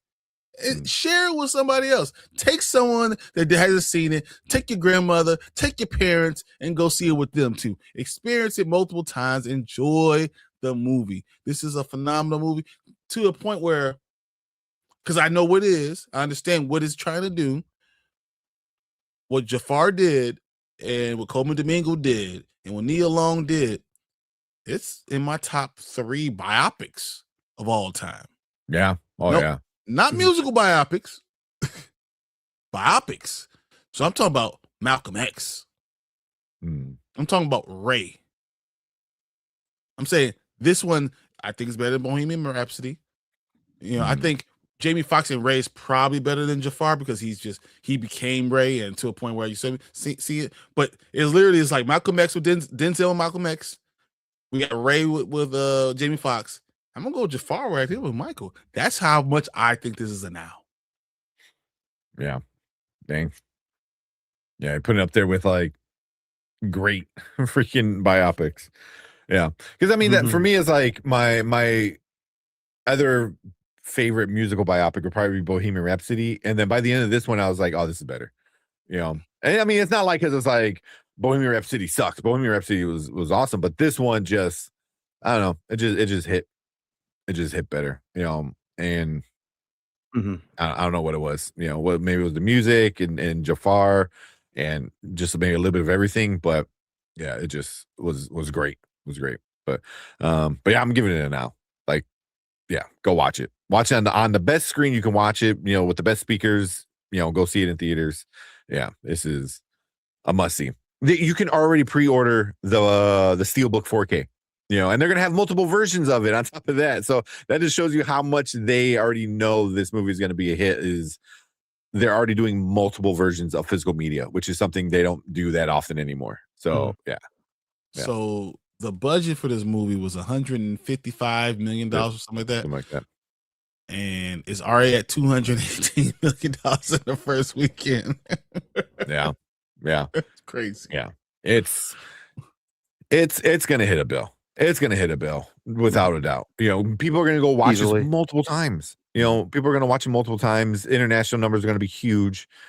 I don't see this doing a drop anytime soon. The only other thing that would come close to taking away some seats would be Mario Brothers, but in a week, you can watch that at home in a week. So it's gonna be Michael. It's gonna be Michael for a while. Devil Wears Prada is gonna be a really big movie. I still think Michael outdoes Devil Wears Prada too. And literally we have Mandalorian Grogu on the 22nd. Yeah. Michael might rule it till then. Yeah. Might beat Mandalorian. Worldwide. I'm not saying domestically. Yeah. But it broke a bunch of records. It is the highest grossing domestic biopic, not just music, just biopic. 97 freaking mil opening weekend. Which is crazy. Yeah. Like Brian said, 218, almost 219 at this point. Worldwide. That's big. So opening weekend, it already made its budget back. Everything else, the marketing, I don't feel like the marketing was crazy for this one. They didn't push it everywhere. No, they did. No, we saw trailers, obviously, but I didn't see posters. I didn't see a lot of trailers before other movies either. So, I wonder what the marketing budget was for this one. So that's a good question. Mm-hmm. Yeah, but because you didn't see a whole lot of it, and they didn't go. They didn't really go big with the marketing, save for a couple trailers, but that goes to show just how big an icon that Michael Jackson was. We didn't need a whole lot to go on, and I think it's really cool that the trailers were enough. Obviously we've said this multiple times during this stream that it's been printing money, so the fact that they kept the advertising to such a minimum just speaks volumes about the legacy that he left. So I think that's pretty cool that that it's making so much and will continue to make a lot just with what little advertising we had to go on. Just the name Michael. That's all you need. Yeah. But the big topic a lot of people are talking about is Rotten Tomatoes. So we'll start off with the audience. 10,000 verified rating, 10,000 plus verified rating with the audience, which is pretty high for opening weekend. That's really high for opening weekend. People are they're doing it on purpose. I mean, doing it on purpose to make sure. That too. That too. You definitely got the fans coming in. But you have to be verified to put that number up. It means you have to have bought a movie ticket, which obviously making 97 million. A lot of people did it. Yeah. But that with the audience, that's at a 97%. That's a 97%. And did it do any drop from when people were talking about it on Friday? It went from 96 to 97. 96, 97? That's crazy. Yeah. So, yeah. With 10,000 people. So obviously the audience loved it. We loved it. We're part of the audience at this point. But the one that early came out before the audience last week was the critics. We got 228 reviews, and right now it's at a 39%, which is technically a rotten, which is just insane. That's just insane. So and then they're kind of saying exactly me out. Yeah. I wonder if a lot of these critics have certain agendas or something like that, but exactly. But a lot of people are saying the same thing. Can I say this? This is what I think. And you are wrong. All of you are wrong. Oh, every single one. Yeah. Yep. Yeah. You know, because I mean, like, one is like the purpose of a biopic is to show us aspects of public figure that the public never had access to, which is not true. But Michael utterly fails to give us any sense of who Jackson was beyond closed doors. That's a documentary, bro. The documentary is to give you behind the scenes personal things. A biopic is to show you the person that we all know. Exactly. I could be wrong, but that's how I understand it. You know, if you want a documentary. You want you're grading this biopic as a documentary. So yeah, you know, so and then that's what it seems like a lot of the things are, you know.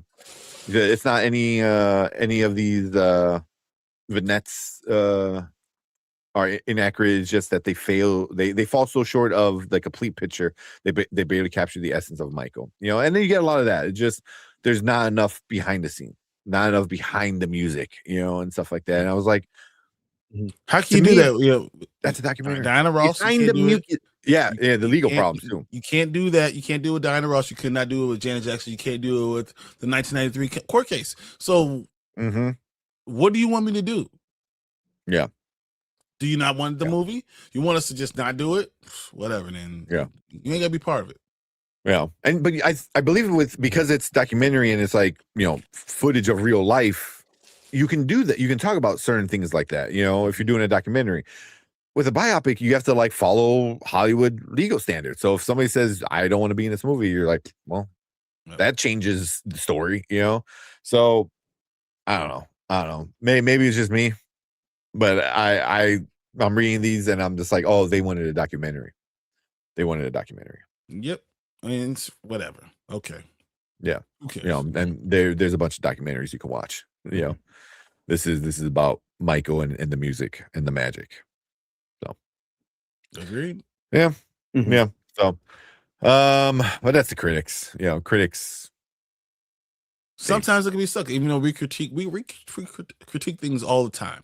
But you don't want to just badmouth something just because, you know, it didn't hit what you like. You should always kind of frame it in a way. I wanted it to be this way, and it didn't do that. Was it good? Yes, it's good, but I wanted to be this way. Yeah. It seems like they're judging it on their expectations and not on what it actually was. You know, so it's like oh, because in their head they're like, I want this, and this. So when they didn't get it, they were upset. You know, I don't know, but anything else? Nope, that sounds about good for us. Yep. Kind of a long review, but we kind of we knew that was going to happen. But yeah, definitely go watch it. We expected that, right? Exactly. I'm surprised it's not longer at this point. Exactly. But we all liked it. Go check it out in theaters. I think, you know, if you're a fan, you're definitely gonna love it. You're gonna love it. You know, I'm sure Brian already bought multiple copies or pre-ordered multiple copies. So now it's 3. Yeah. 3.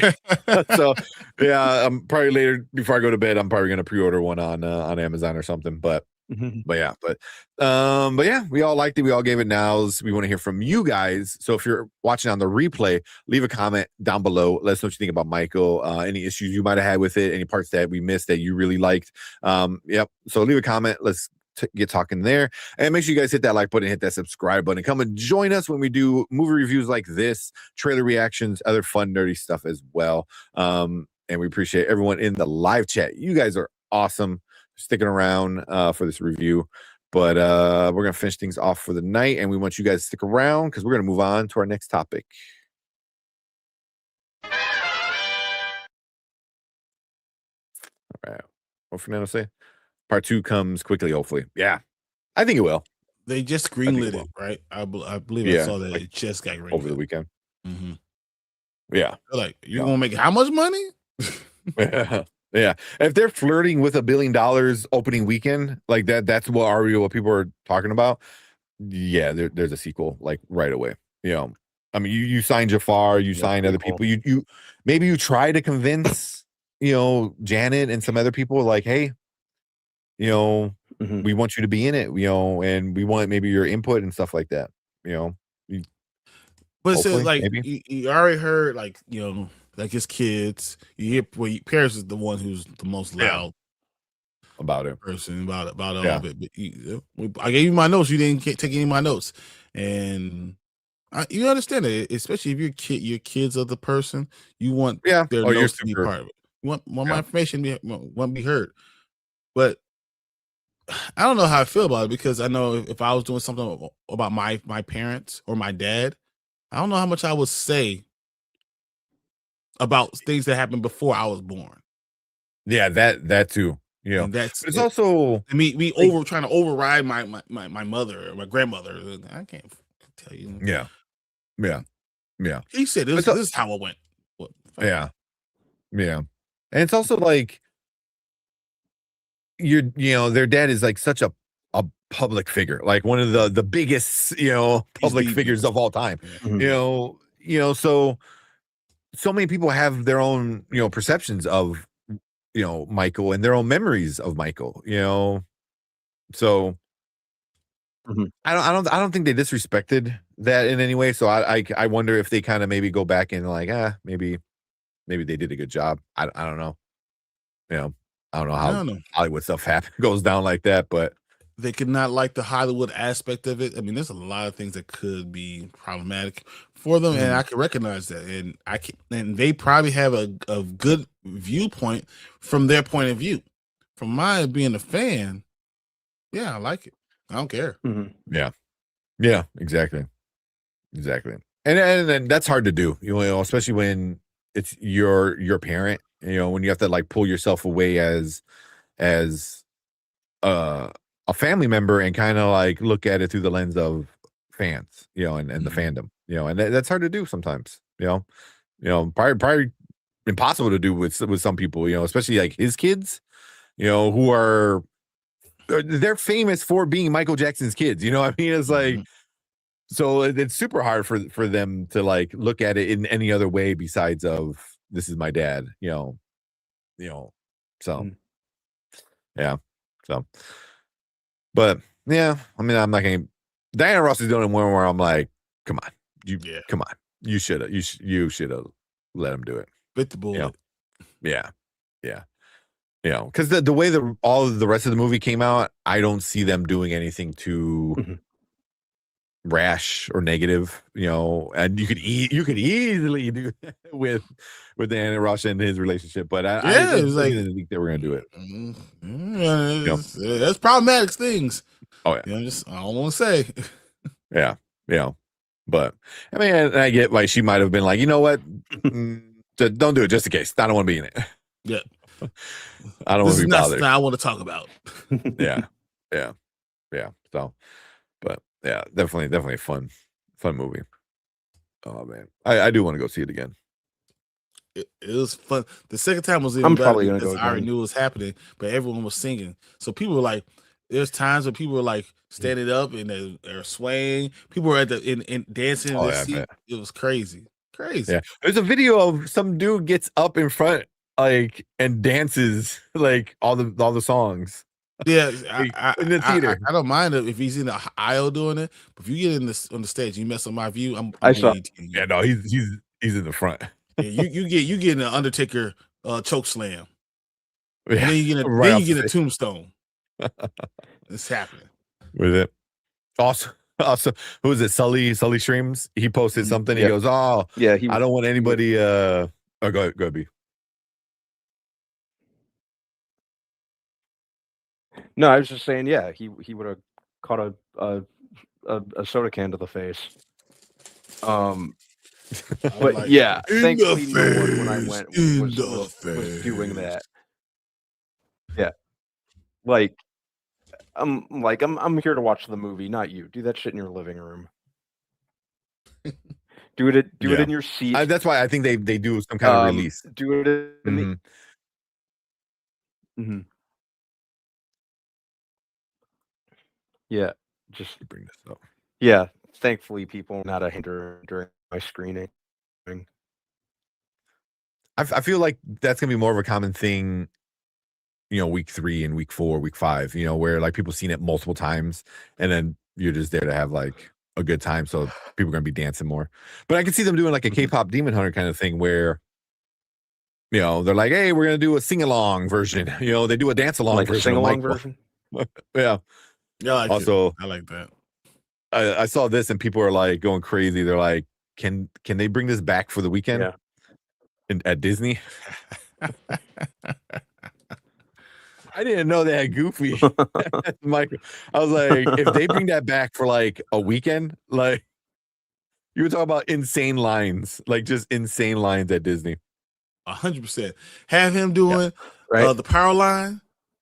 Oh my God, him and Powerline together. Oh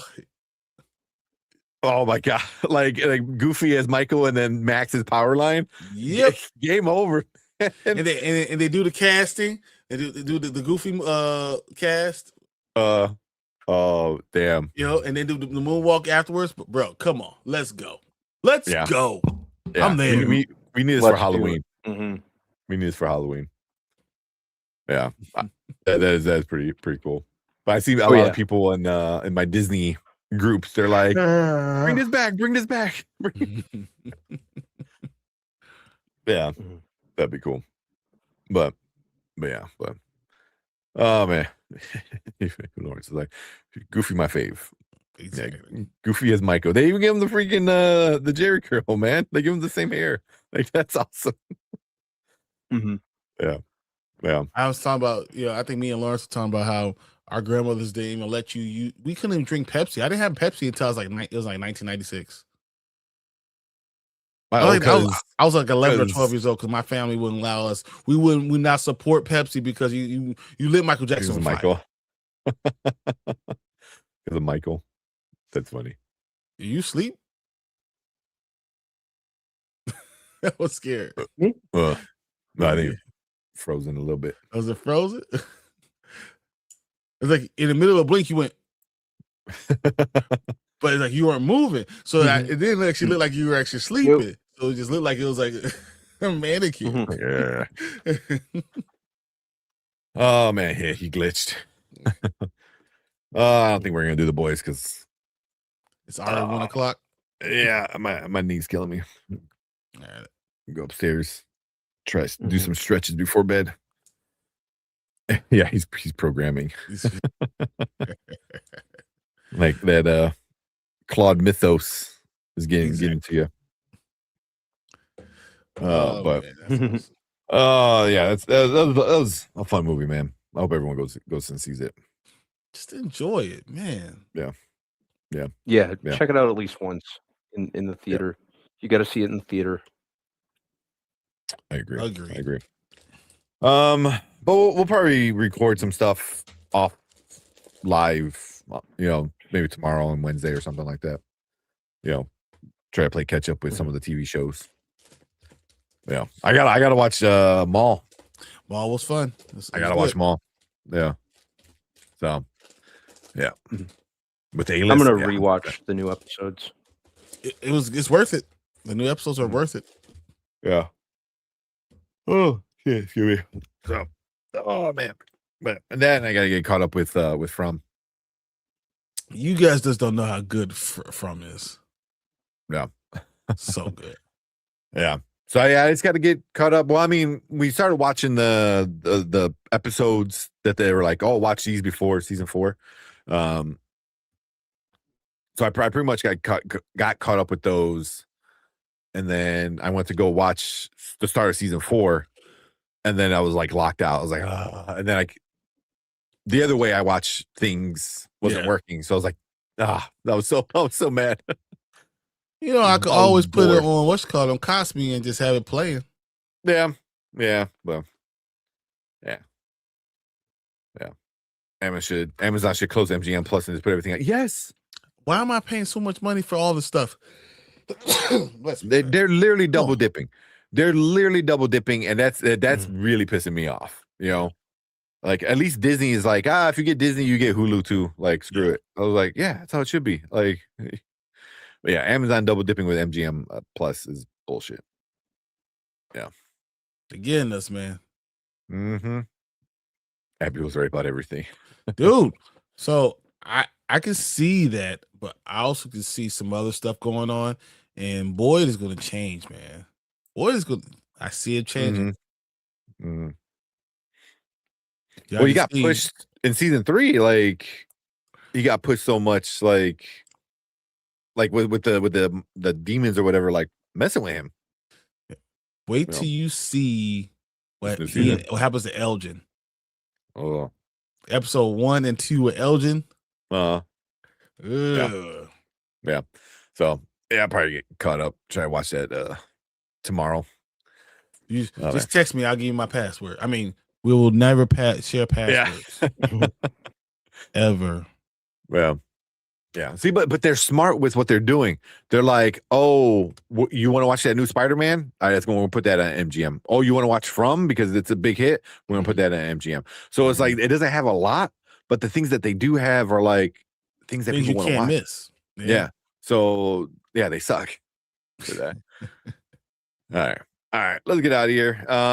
We'll be back Thursday for sure. Talking about all the TV shows, getting caught up with all that stuff. Yeah. I think that's about it. Because I think tomorrow we're gonna do our From episode 2 breakdown on Big and Ford, and then I got my Bears show tomorrow. We'll talk about that, and then Wednesday I ain't got nothing. Nice. Yeah. So there you go. But we appreciate all you guys hanging out with us. You guys are awesome. Yeah. It was a lot of fun. Good night. Definitely made me feel better. I was in a really shitty mood when 3 hours ago I was in a real shitty mood. So hanging out with you guys is always fun. That's awesome, man. Appreciate everyone being here too. There you go. It's so much better to be here. Yeah, exactly. But yeah, let's get out of here. Everyone have a good night. We will see you guys Thursday on Spoiler Kings. Make sure you go check out Bigfoot Entertainment, Chaos Central. If you want to check out some more From stuff with Brian and Anzo. But let's get out of here. Have a good night, and we'll see you guys later. Peace. Good night.